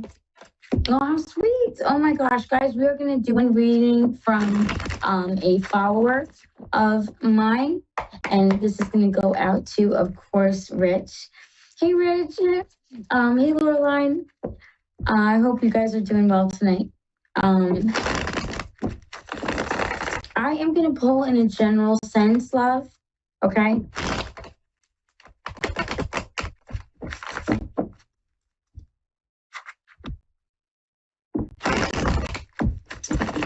Oh, so much better. Okay, so in regards to the first card, you have a gain. It was the Five of Pentacles and it fell reversed. If it fell upright, we would be having a different conversation because then it would refer to loss or fear of loss, specifically financial, because it is from the Pentacle suit. Pentacles do refer to money and material things. We also have the next card being Justice. That card can refer to a few different things. One being like legal proceedings, things like that, legal documentation. But then also it can signify balance. The card that fell after was the Four of Wands. I think definitely finding that balance, finding that steady place, that zen, is going to be extremely important. Watch your stress level. And that is not about like, oh, watch out. Guys, I don't invoke fear. That's not my job. I'm just saying I feel like overall, it's almost like you're kind of worried that, oh, what if this happens or what if that? No, just kind of take a step back, take a deep breath, regroup. And that way you don't have that constant fear of what could be or waiting for the other shoe to drop. The fourth card is the Eight of Pentacles, and that card is going to refer to things manifesting and coming to fruition. So great things are going to continue to go on ahead for you. And let me pull a couple more. The Six of Pentacles, so it's going to be money coming in, and then of course followed by the beautiful Strength card. The Strength card is going to relate to being brave, exercising courage. It also corresponds to the zodiac sign Leo. So taking on that energy, that Leo-like mentality, that confidence, even that like kind of zest for life, just that energy, and you want to stick with that. I definitely hope that this resonates with you and just kind of gives you a little bit of peace about things. I know sometimes these are the types of readings I will do for myself, and sometimes you get the best insight with them. You really do. Guys, it's simple. It's simplistic. Don't overcomplicate things. And that goes for anything in life. Don't overcomplicate. Let's pull a card for the weekend really quick. I know I am coming down to my last few minutes. And guys, of course, if you like my style of reading, don't forget to contact me. The ways to do so will be below. It is a Facebook page, and in there as well, you'll find my link tree on that page as well. So the card for the weekend is going to be Milk and Butter. Like the silk of one's flesh, I am the giver, I am your eternal. This card is all about gratitude, staying in the moment, being present, no matter what you do this weekend. Definitely make sure that you're staying present and you're not allowing yourself to be distracted. Always make sure you do this, even if it's just for a little while a day. And start small, guys. Like I said, don't overcomplicate it. Don't overcomplicate it. Don't start with an hour when in reality, you need to start with 5 minutes. Start small, do what you can. That's how I do it. So I hope that helps. Guys, tonight's episode was absolutely fabulous. We knocked 3 readings out of the park. It was a joy for me, as always. You have no idea. I truly love coming out every single week and doing this show. It really is the highlight for me. Don't forget, tomorrow morning at 7 a.m. on Facebook, I'll be hosting the weekly show, Coffee and Cards with JJ. So if you would like to join me, like I said, it'll be 7 a.m. Eastern Standard Time on Facebook. Just find me on my business page. Don't forget to follow, and of course, as always, set notifications to favorite so you never miss out on a deal or a live. Guys, I hope you enjoyed tonight's show. I know I did. I thought this was absolutely fantastic. Don't forget, we just had the full moon, so continue to take it easy on yourselves. Don't be so hard. no matter what you're doing in life, guys. Don't hold yourself under a microscope or a magnifying glass, constantly picking out your flaws and the things you shouldn't do or the things you aren't doing or the things you should be doing. Don't do that. Take that step back. Love yourself instead and really embrace the things that you are doing and the things also that you're capable of doing. Manifest it. As I always say, buy the shoes, get the purse. I just live by that motto. I really do. I'm not kidding, guys. I really, truly, my wife and I really do. She loves using other purses. So it's perfect. It's perfect. That's how we live. Guys, I hope you have a wonderful weekend. I hope you enjoyed tonight's episode. I don't mean to keep repeating myself.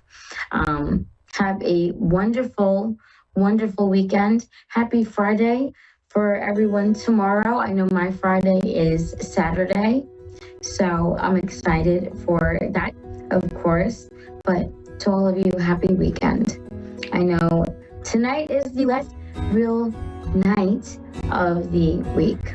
So enjoy it. Just enjoy it. Okay? You guys take care. Be blessed. And as always, I will see you soon.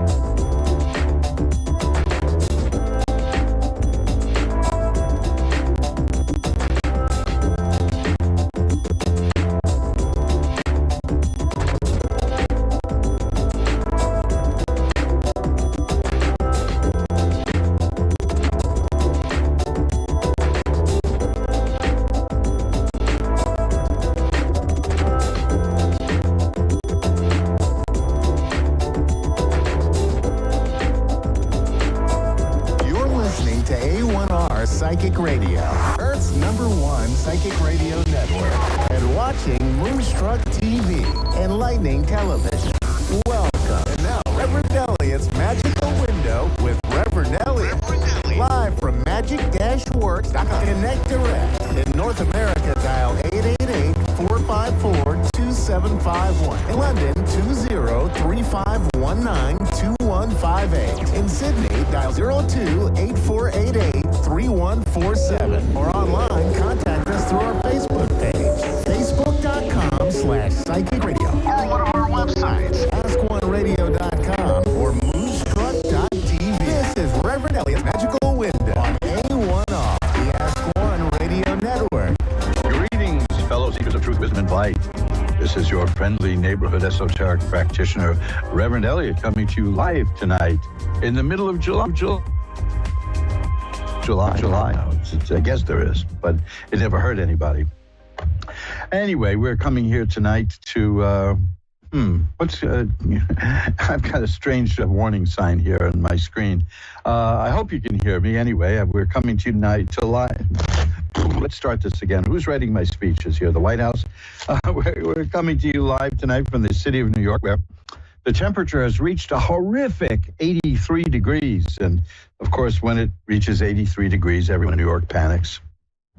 When the temperature hits 75 degrees here, the electrical company douses the lights. You know, I mean, it's just so funny because they want everyone to switch to electric cars, but they can't even handle air conditioners here. So, hey, that's life. Listen, I want to talk to you about my opening line here, which I've been using for years, referring to you all as seekers of truth, wisdom, and light. I'm inferring that because you're, there's the cards I'm shuffling up, because you're listening to the Ask One Radio Network. And the Ask One Radio Network, of course, is a very positive thing. I can't think of a single negative show here. We deal in positive energy and showing you how to use positive energy. And I want to discuss something now. Aside from just truth, wisdom, and light, there's something else that is on people's minds now. especially with today's report with inflation over 9% for the first time since the 1980s. You know what that means? That means the last time inflation was this high, I could have gotten a haircut. I was able to get a haircut. I had wavy brown hair, and as the old joke says, little did I know it was waving goodbye. But that was 40 years ago, you know, and so there is something that people are feeling now, and it's powerlessness, because whatever money we have saved is now worth 10% less, roughly. And that 9% is just minus the food and gasoline expenses. So it's well over 10% inflation, and it doesn't show any signs of stopping. And I'm certainly not going to get into the political stuff if you all want to. I mean, I can tell you right now how to get rid of inflation. Every economist knows this. Every economist knows this. Every economist knows this. Every politician knows that the only way to get rid of inflation is with a recession. So that's coming up next. And a recession is about the only thing that leaves you as powerless as inflation. Inflation is dangerous. Inflation is what destroyed the Roman Empire.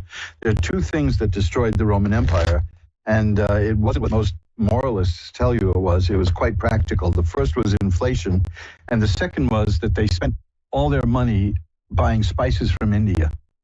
So the money left the country. You take a look at some of the buildings in India, ancient buildings in India, and you'll see Roman columns. That was what was going on then, because the people in ancient Rome developed an immense taste for spices from India. And so along with inflation, they sent all their money to India. It was a very bad move. And of course, that will destroy any civilization, and inflation leaves you feeling powerless. And I'm telling you this for a reason. Magical work is about personal power. We don't read tarot cards as a party trick. Those of you who are regular listeners know that we read tarot cards to get a handle on a situation and find out what we can do about it. The proper question isn't, should I sell my home? The question is, if I do sell my home, what will the future look like? What will it look like if I don't? That's what you want to look at. Don't ask the cards for should I or shouldn't I? Because in my experience, first of all, if you ask a question like, well, you know, I got this boyfriend, should I leave him? You want to leave him. You wouldn't be asking otherwise. But don't ask the cards to substitute for your judgment. Just use the cards to give you more information to make an informed decision. Magical work, on the other hand, is taking a hand in action. Magic is the science, and believe me, it is a science, of causing change to occur in conformity with your will. Your willpower. It's about your will. I have way too many examples of this happening in my life for me not to believe it. In fact, I don't believe in magic. People ask me if I believe in magic. I say no. And they look at me confused. And I say, let me ask you this. Do you believe in Niagara Falls? Because we know it's there. People have seen it, you know. To say I'm not going to believe in something unless I see it is oxymoronic. And of course, that's a whole other side issue. The word is not oxymoron. That is what George Carlin called it, to emphasize the word moron, to make a comedic point that the word is oxymoron. In any event, if you see something and you know it's real, you don't believe it anymore. So don't say, I'll believe it when I see it. When you know it, you no longer need to believe it. You see what I mean? Now, I'm telling you that magical work, and I'm only going to go into this once now because this involves a good, hefty paycheck. And this, you know, years ago I was in marketing, many, many years ago. And we had a guy we were doing, I'll tell you exactly who the client was. The client was KCET, a public TV station in Los Angeles. And we were doing marketing for renewals for them out here in New York. And one of the guys was making some phone calls. And a person said, why are you spending money to call me from New York to ask me to renew my membership? And we had the client listening into the phone call. And bless this man, the communicator on the phone said to the person who asked him that, you got to spend money to make money. And he did make a hefty donation to KCET because honesty is the best policy. It's certainly the least irksome. So here's what I'm going to talk to you about now. It almost goes against what I've been saying for the last few months since inflation became a problem, which is that I'm not going to push any products on you. And I'm not pushing a product on you now. I just want to let you know about this. If you want to know the best way to attain personal power through esoteric means, and this is not a deal with the devil, this is not satanic, this is not evil. If it was, I wouldn't be here on Ask One Radio. They would have dumped me years ago. This is absolutely the Western esoteric path, which is Kabbalistic, and it is using the power that's available to you in the universe to use to change circumstances in your life and in the world. And I can tell you about a set of books. I just mailed off another set today. I mailed off a set last week. People are looking at this and buying it. That's just the only reason I feel comfortable mentioning this. You can buy it two different ways. One is substantially less expensive than the other, but one is more convenient than the other. And that one convenient way is Amazon. And I would rather not sell this through Amazon because it's more expensive, but I'll tell you how you can get it cheaper. You can look at my website. The 10 Lost Books of the Prophets, it's called. It's a fascinating name. It's a pointless name. But they're 10 books. They are not necessarily 10 lost books of the prophets, but that was marketing for the 1930s.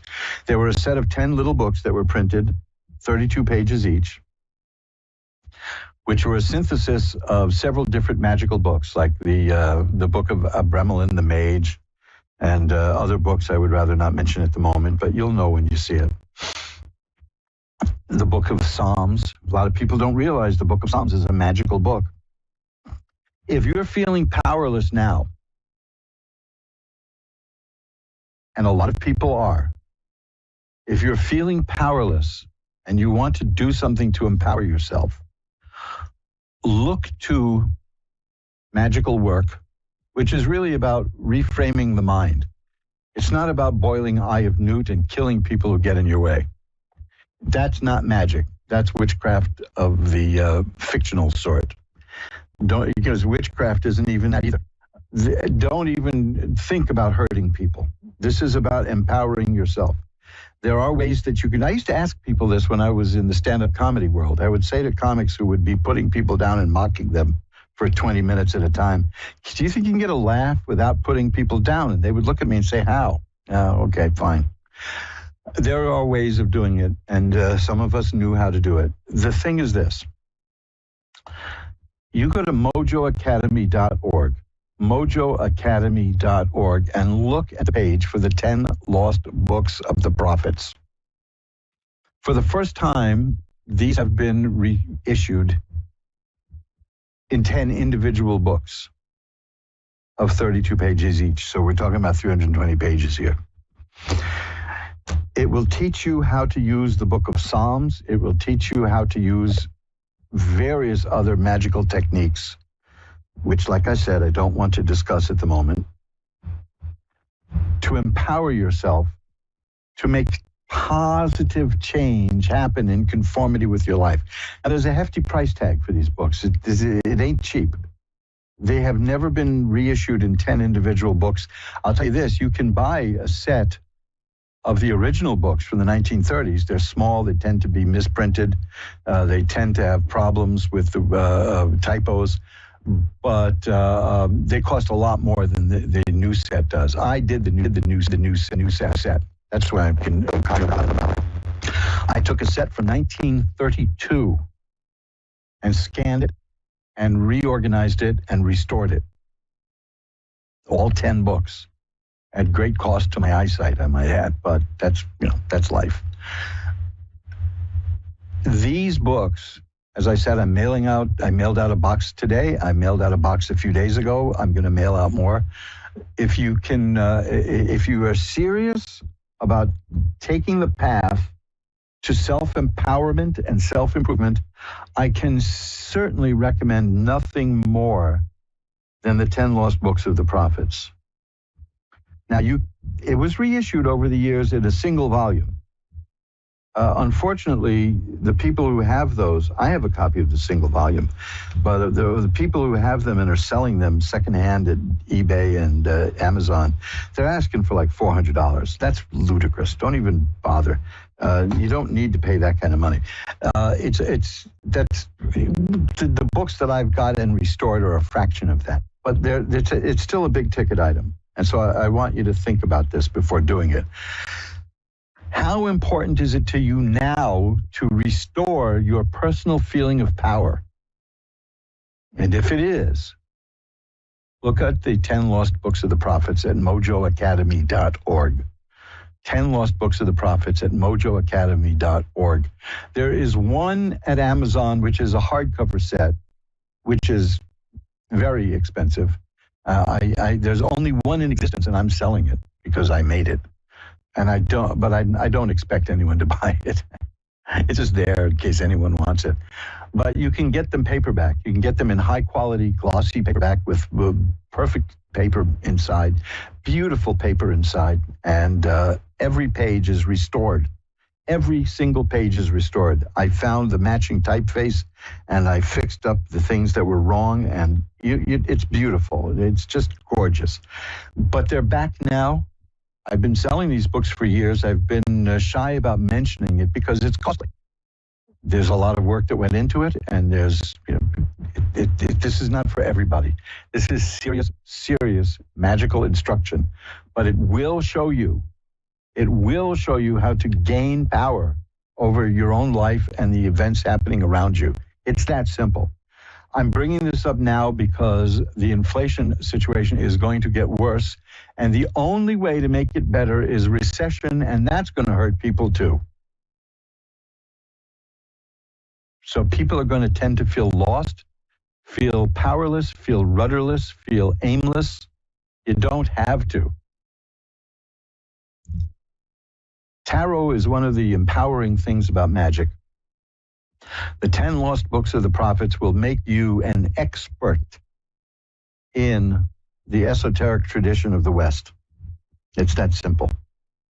I'm not forcing anything on you. I'm not pushing it. I'm just announcing it. It's there. Now, I want you to keep one thing in mind. You can get it at Amazon.com, or if you go to mojoacademy.org, where there's a link to Amazon, you will also see a link to get it at the printing plant, which is a couple of dollars less for each book, and with 10 books, that adds up.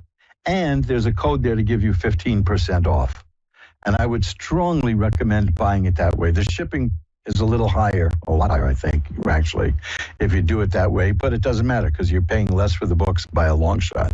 The 15% discount will more than cover the shipping, as I recall. But most people buy it through Amazon, and if they want to pay more for it, fine. I'm all about empowering people and charging less for it. But I want you to remember that. Keep it in mind. When you start feeling powerless, and I hope you don't, so let me rephrase that.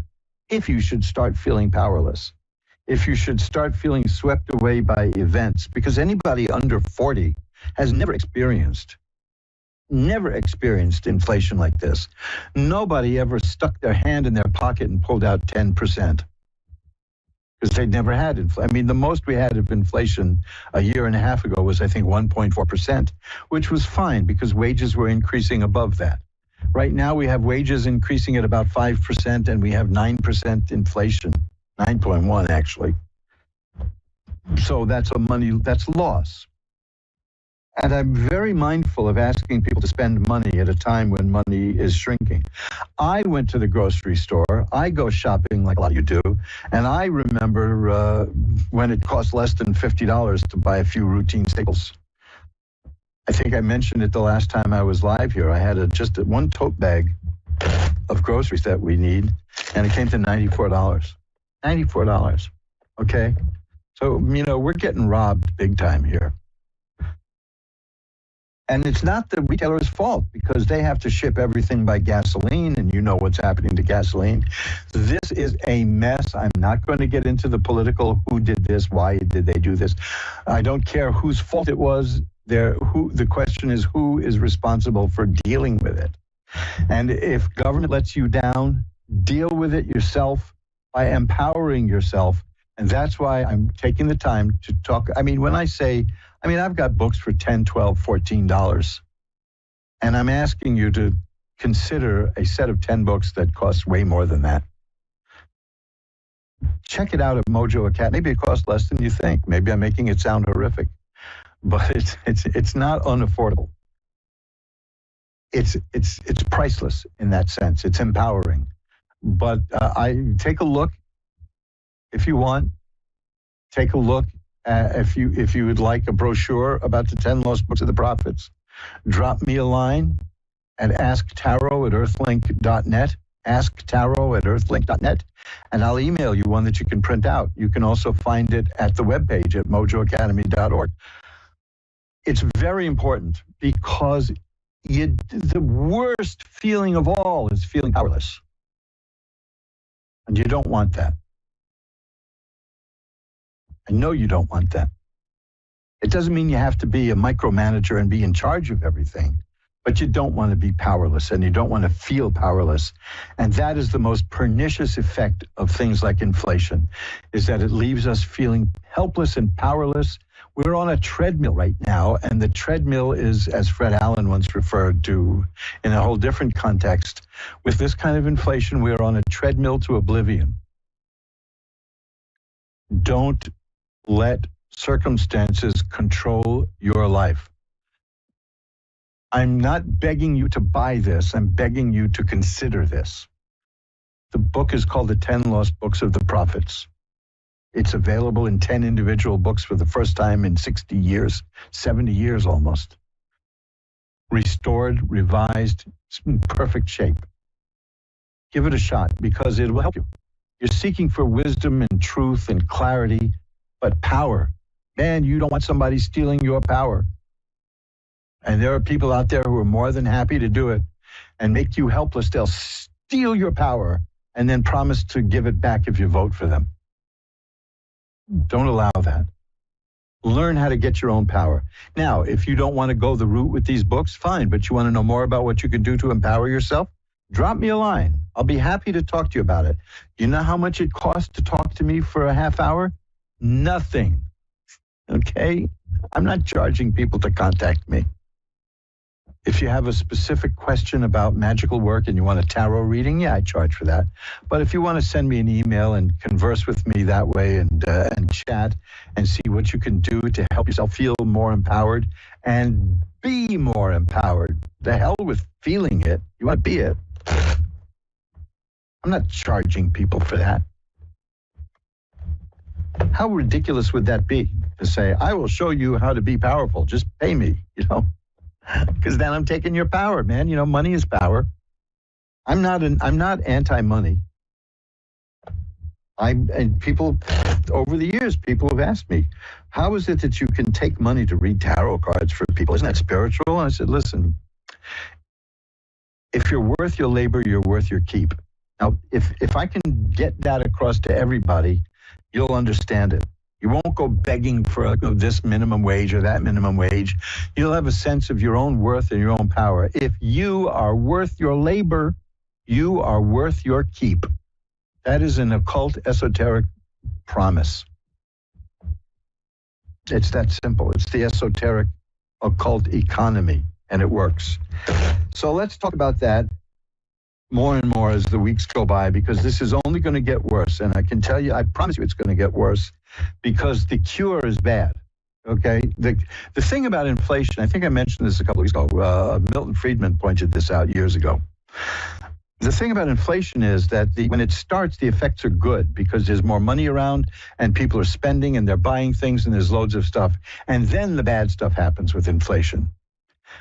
Curing inflation with recession, it's just the opposite. Immediately, it's bad. But then the good stuff comes and you're very strong. Now, I don't want you brooded about by economics. It's ludicrous. Could you imagine? I mean, I walked across the island of Manhattan once during a nor'easter that was so heavy it uprooted trees while I was walking. I had to duck trees that went flying.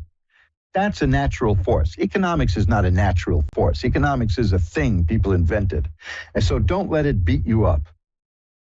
Empower yourself and take a look at the 10 lost books of the prophets. And I urge you, if you're going to do it through the printing plant where you get it for a lower price per book and 15% off.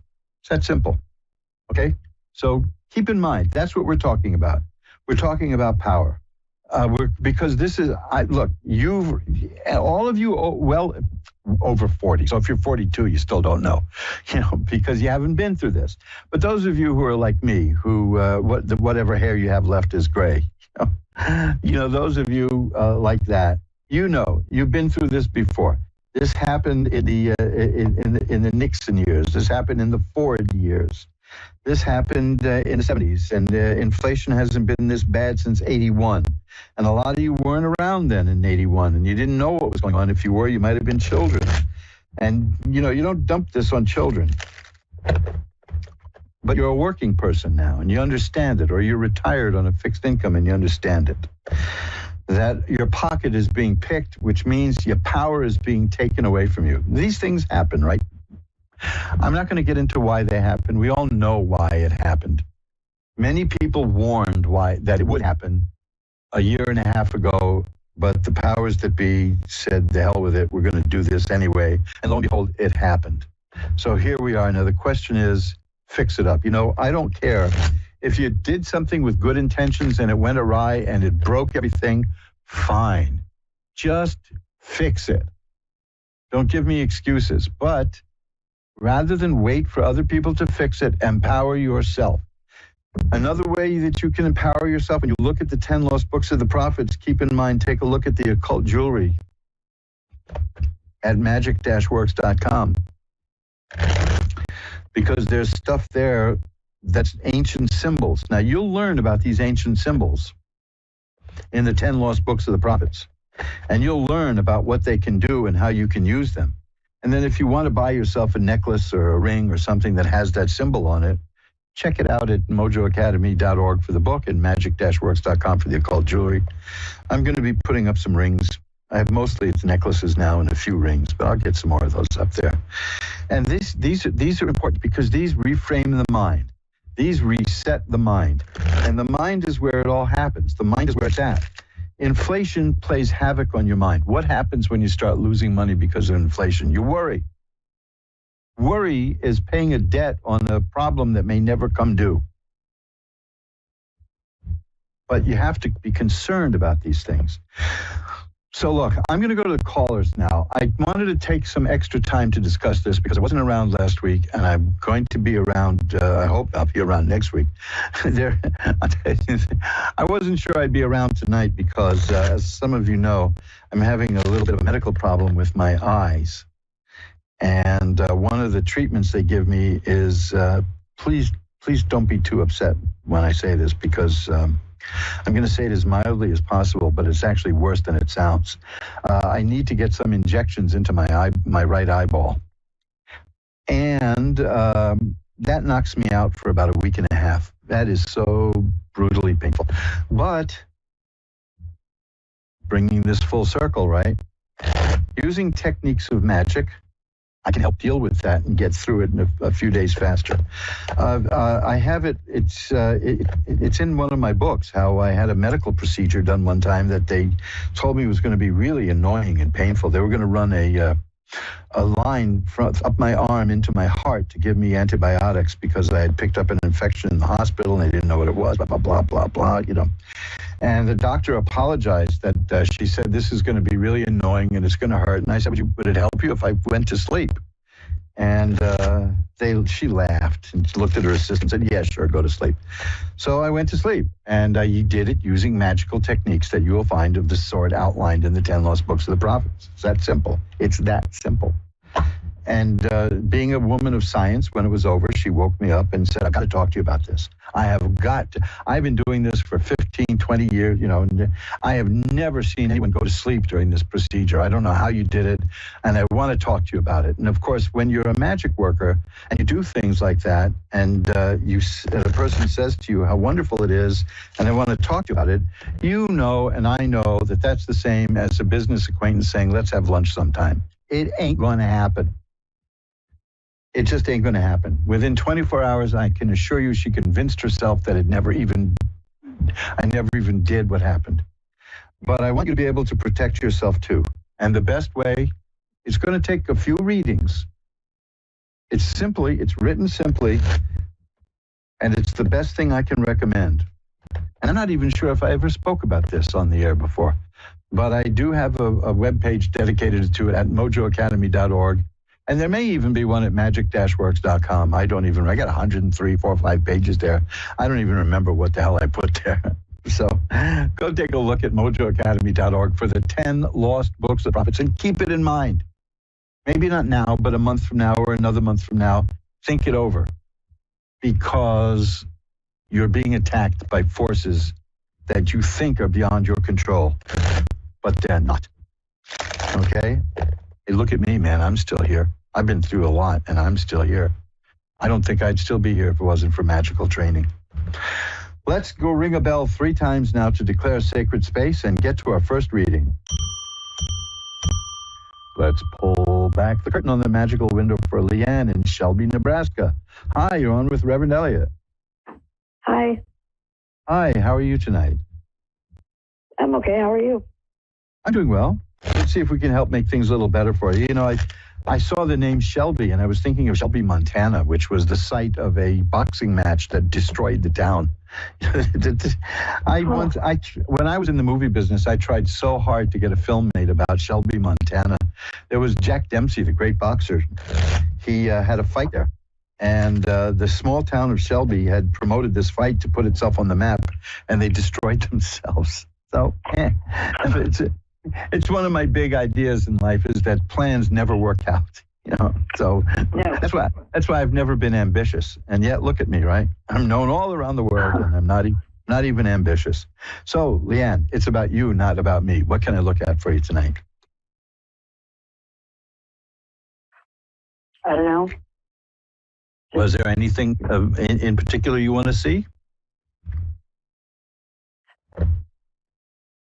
I want to see if Steve is okay. Steve? Yeah. Okay. Has Steve passed? Yes, he has. Okay.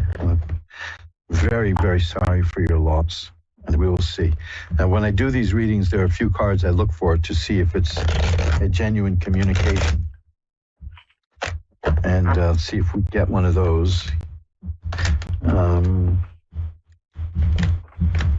Just shuffle them up one more time. Well, this is a card I always get with these, but I'm not. It's the 9 of Swords, and that's a card of great sadness. Obviously, you're very sad, right? I mean, let's face it. Well, we can hear it, and it's definitely there. It definitely shows. Let's see if I can get any kind of a message.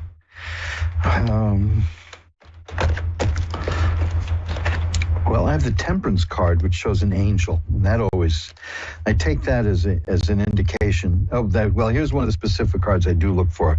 It's the High Priestess, and the High Priestess is the person who sees behind the veil being that which separates this life from the next one. Now, I have another card here that I always get.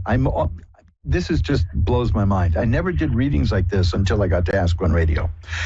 And one of the cards I always get is the 9 of Swords, which I got for you, which is about great sadness. And then I have the 10 of Swords, which is a card that says the worst is over for me. So the message, that's followed by the Ace of Cups, which is about emotional healing and growth. The message I'm getting is that here's the Judgment card, which is the Last Judgment. That's another one I look for. I'm definitely seeing this as a message from the spirit you're looking for.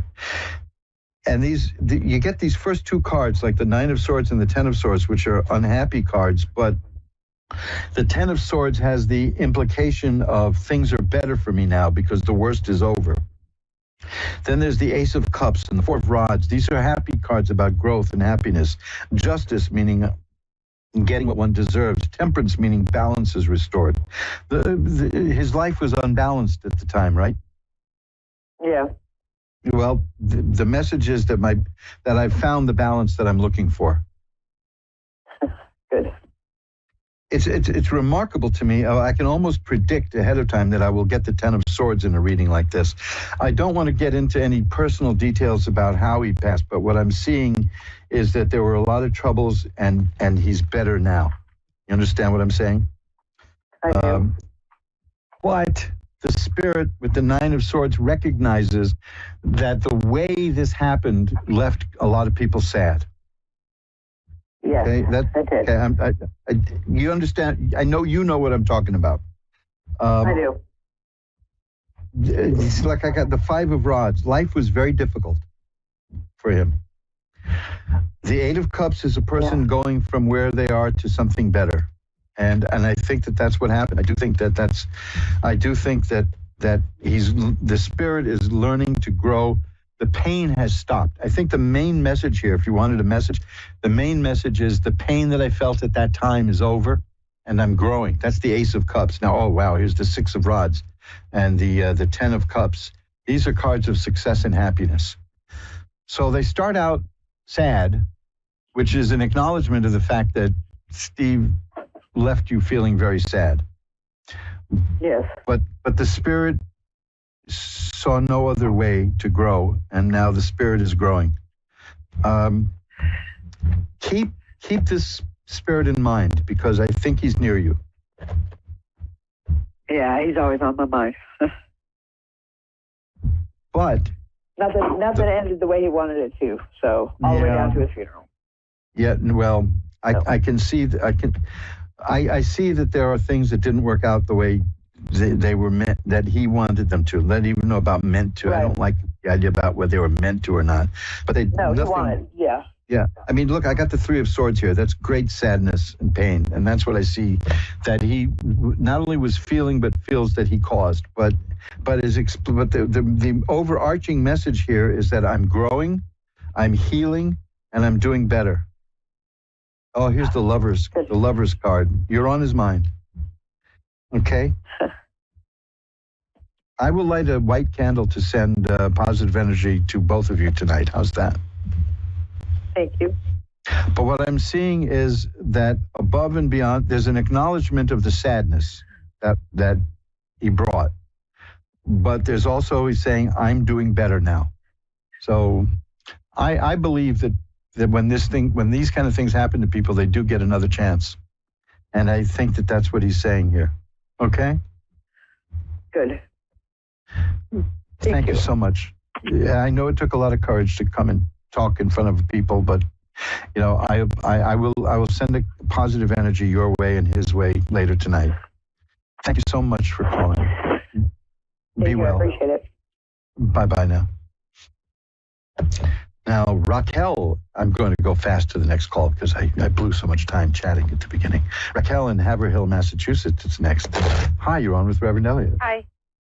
Hi, how are you? Hi, how are you? I'm doing well. How are you? Okay, I just want to. I got fired from one job, and then I got another one, and my unit manager is the one of my previous job. I don't think she likes me, and I know what that's like. I do know what that's like. Well, let's see. You want to see how she feels, or what is it you'd like to look at? I don't know. Well, let me tell you what I'm seeing here, looking at the cards. I'm definitely seeing a new work opportunity coming your way. And it's a very lucrative one. I sure hope I'm right about this. I don't know any other way to interpret these cards. I'll tell you what they are. The Ace of Rods, which is about a new career opportunity. The Page of Coins, which is about the appearance, the physical appearance of a stream of income and the 6 of coins, which is about somebody offering you money. The 9 of rods, now that's the second rod card we have. Rods are about work and career. Shows that this is something that you're prepared for. There's a job offer coming your way and you're ready for it, you're prepared for it, you can handle it. I do see that coming. So see if you can hang in there till that appears, okay? Are you with me, Raquel? Have we lost Raquel? Now there's a question I never thought I'd ask. Have we lost Raquel? You know, that's it. Man, I'm so embarrassed because I'm thinking about something I did that was so stupid. Did you ever say something just incredibly stupid to somebody? And I did that once, and it involved Raquel Welch, who I'm proud to say I never met. I never met her, but I did. It was so stupid. I met a woman who had a kid. And she was talking about, how difficult it is to get my figure back and get back. And now I was very young at the time. I don't even think I was 20 at the time. And I pointed out that Raquel Welch had 5 children. You know, and, that was the last she spoke to me. The only other sillier conversation. Did I ever tell you about the time I was recruited to be in the mob? No. Now there's a movie. You think I could get Scorsese interested in that? Mob magician. I wasn't into magical work in that day. I was not yet 20. I had a very bizarre upbringing, but there were some people offered to take me. Said, "You're a young, clever guy, and you're on the move. You're on the move, you know." And they asked me if I wanted to join their little group, which was a way of saying their little family, you know. Now, how do you reject an offer like that, right? You know, and I did. Actually, they wanted to know if I was interested in joining a branch of the mafia, and I have to tell you, man, I took it very seriously. Not that I enjoyed the idea, but I said to the guy, listen, eventually I said to the guy, so let me tell you something. The nature of the work appeals to me. The hours appeal to me. What I don't like is your retirement plan. And he looked at me like I was crazy, and then he threw his head back and started laughing so much. And he said, "You're all right, kid," and they let me go. Yeah.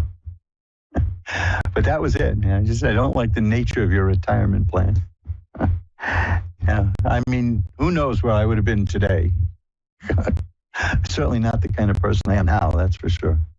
Could you imagine saying, I think Joey Bag of Donuts is coming to get us. And I'd say, well, hang on a second. Let me look at the cards. Could you imagine the kind of looks they'd give me? Because I've seen The Godfather 1, 2, and 3. There ain't no tarot readers in that.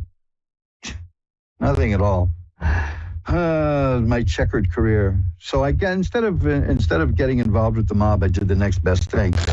I got into show business, which is, pretty close. And there was a connected nightclub that wanted to hire me one time to do work for them, and they were wining and dining me, and I didn't know how to tell them, your guy's watering the gin, because I wanted to leave the room alive. Fortunately, before I had to make a decision, the place went out of business, which is, of course, to be expected where they water down the gin. But hey, the path our lives take. It's. I was thinking of writing my autobiography as opposed to somebody else's autobiography, I suppose. But I wouldn't know where to begin. Well, I do know where to begin, but it's obvious where to begin. My birthday is January 5th, which is kind of interesting. This is why I think my parents didn't like me, because back in those days, when a child was born up until January 4th, he was tax deductible for the previous year, and I was born January 5th, so I cost them big time. That's my second time saying big time tonight. I don't know. Well, at least I'm not saying bigly. Patsy in New Orleans, Louisiana is next. Hi, you're on with Reverend Elliott. Hi. Hi, Patsy. As if we needed to have Louisiana there like there's any other New Orleans, right? Well, yeah, so. I have been trying, as they say, to get to New Orleans probably since 1981 when I wanted to hit the jazz festival. Was that in May or something? I don't even remember when it is anymore. It was in May. Yeah, but I've never made it because I'm a typical New Yorker, which means I barely travel anywhere.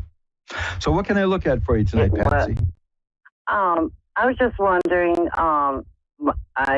my mom passed away, I'm 58 years old. My mom passed away when I was 20.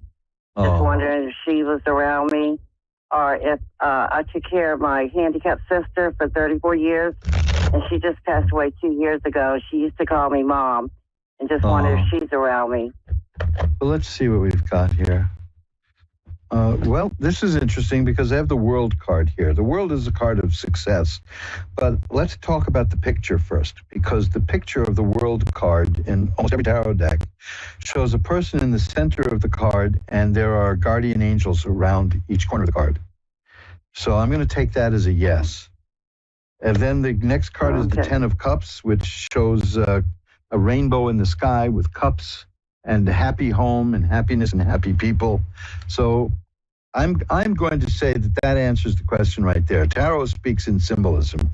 And for me to get the first card that has guardian angels around a person, yeah, I'll go for that. The next card I have here, I pull out the Death card.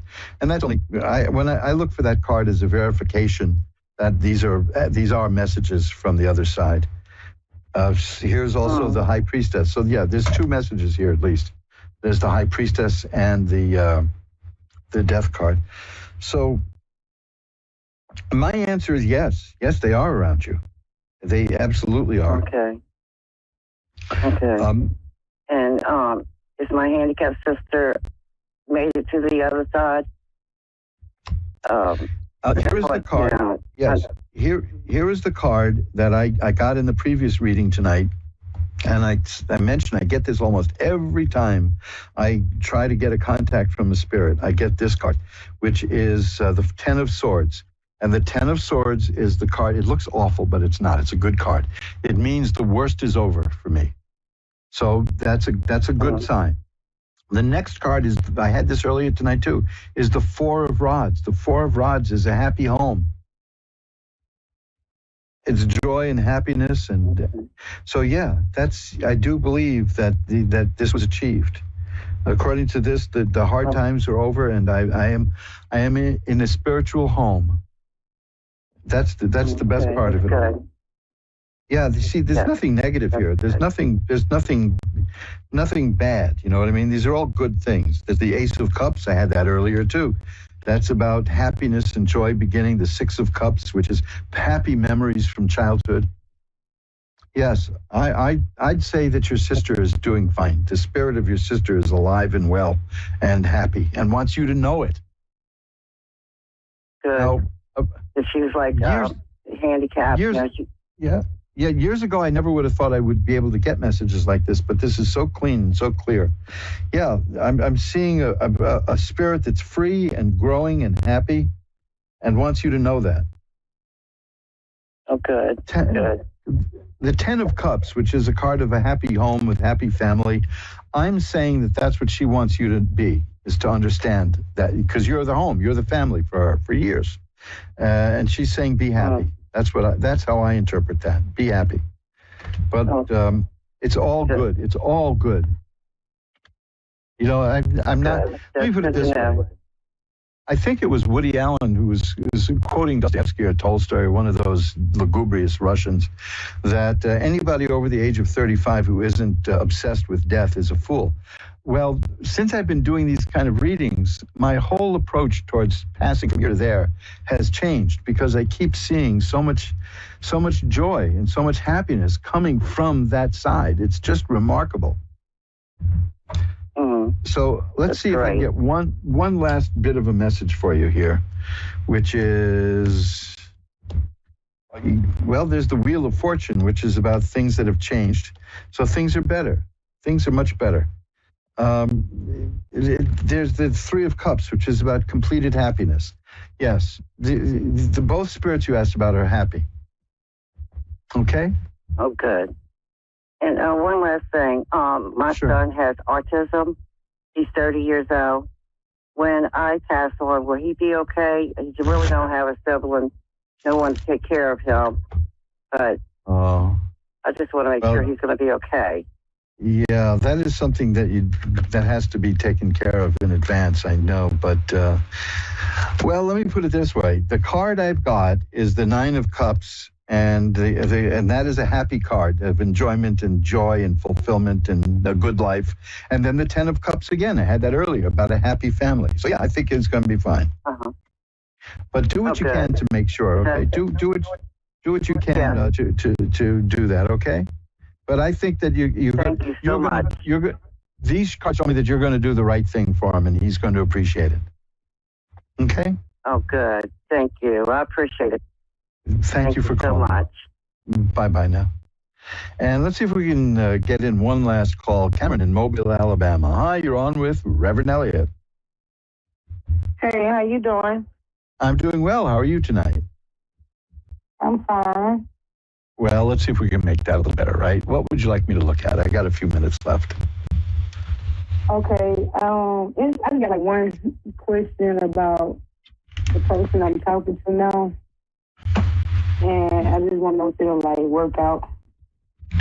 I'm not quite hearing that. There's a bit of static in the way here. Could you say that again? Oh, I said I have a question about the person I'm like talking to now, and I just want to know if it'll work out. Because I'm planning on moving states away, and I just want to know if it'll work out before I move. Okay, well, in my experience, people who ask that have doubts anyway, so you're not feeling very comfortable about this, are you? It's pretty new. It's kind of like a couple of months new, but I just got a different feeling that I never had for nobody before, and I don't know, it's weird. Well, the first card I have is the Lovers, and that's good. That has a couple of meanings too, though. Obviously, it's about the relationship, but it also, the Lovers card indicates a very important decision to make, and you are trying to make that decision. I wanted to, geez, I hate this being like the last call of the night because I only have a couple of minutes left. I do have cards that indicate moving, like the 8 of Cups and things like that. But I wish you'd look, I'm going to tell you this and give you my email, okay? Because I think we should continue this, and I'm out of time in about 4 minutes. Let's see what we can get here. I have a card that indicates that somebody is not being completely honest with you here. And I'm concerned that it might be this, if it's this person, that's a big problem.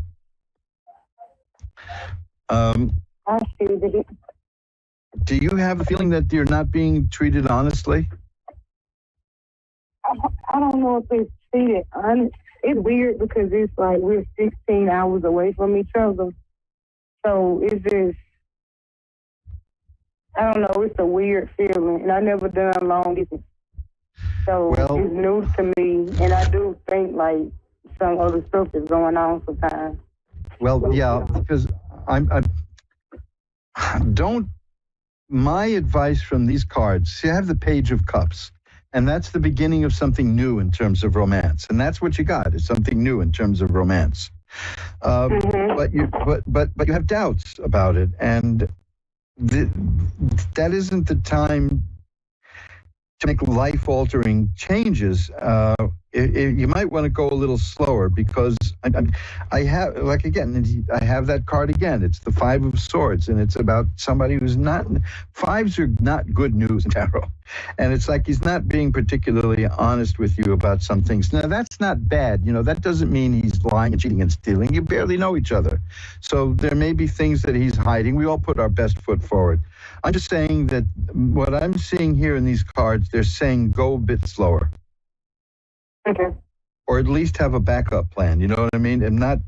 I'm seeing cards that indicate a good future, possibly. I'm seeing cards that even indicate marriage in the offing.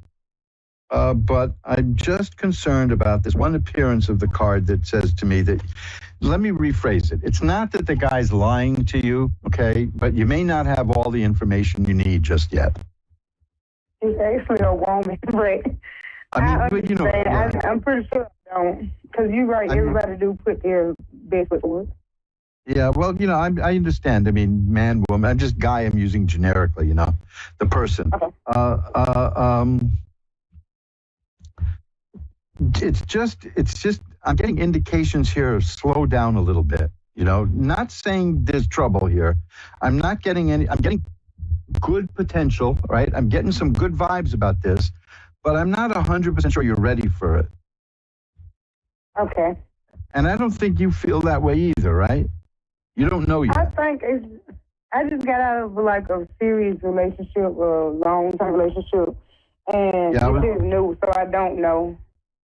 Well, I was going to ask you about that. If one of you had just gotten out of a relationship, because I did get cards about the relationship breaking up, so I was about to ask you about that. Yeah, I have. Well, and you've been around. You know that on the rebound is not the best time to do things. And again, let me repeat. I'm not seeing anything bad here. I'm just getting the feeling from these cards that you're not ready for moving forward just yet.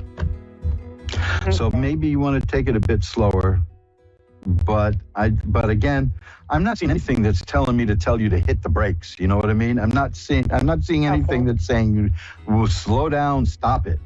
What I'm seeing is that you have misgivings, that there's things that you need to make you more certain about what you're about to do than you've got. You don't have them yet.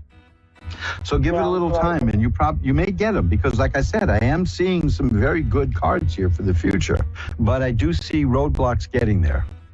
Okay? Okay, thank you. Okay, I've got to run. I'm sorry that it's I got to leave you like that, but I think that there's potential here, but you should just listen to that inner voice you've got that says slow down, okay? Okay, thank you so much. Okay, bye-bye now. Oh, hey, that's it. We got to go. I got like 20 seconds. So remember what I said about the 10 lost books of the prophets and empowering yourself, because these are weird times, man. These are weird times where people are trying to take power from you, and they're going to work very hard to do it. So until next week, remember, time flies. It's up to you to be the navigator. Bye-bye now.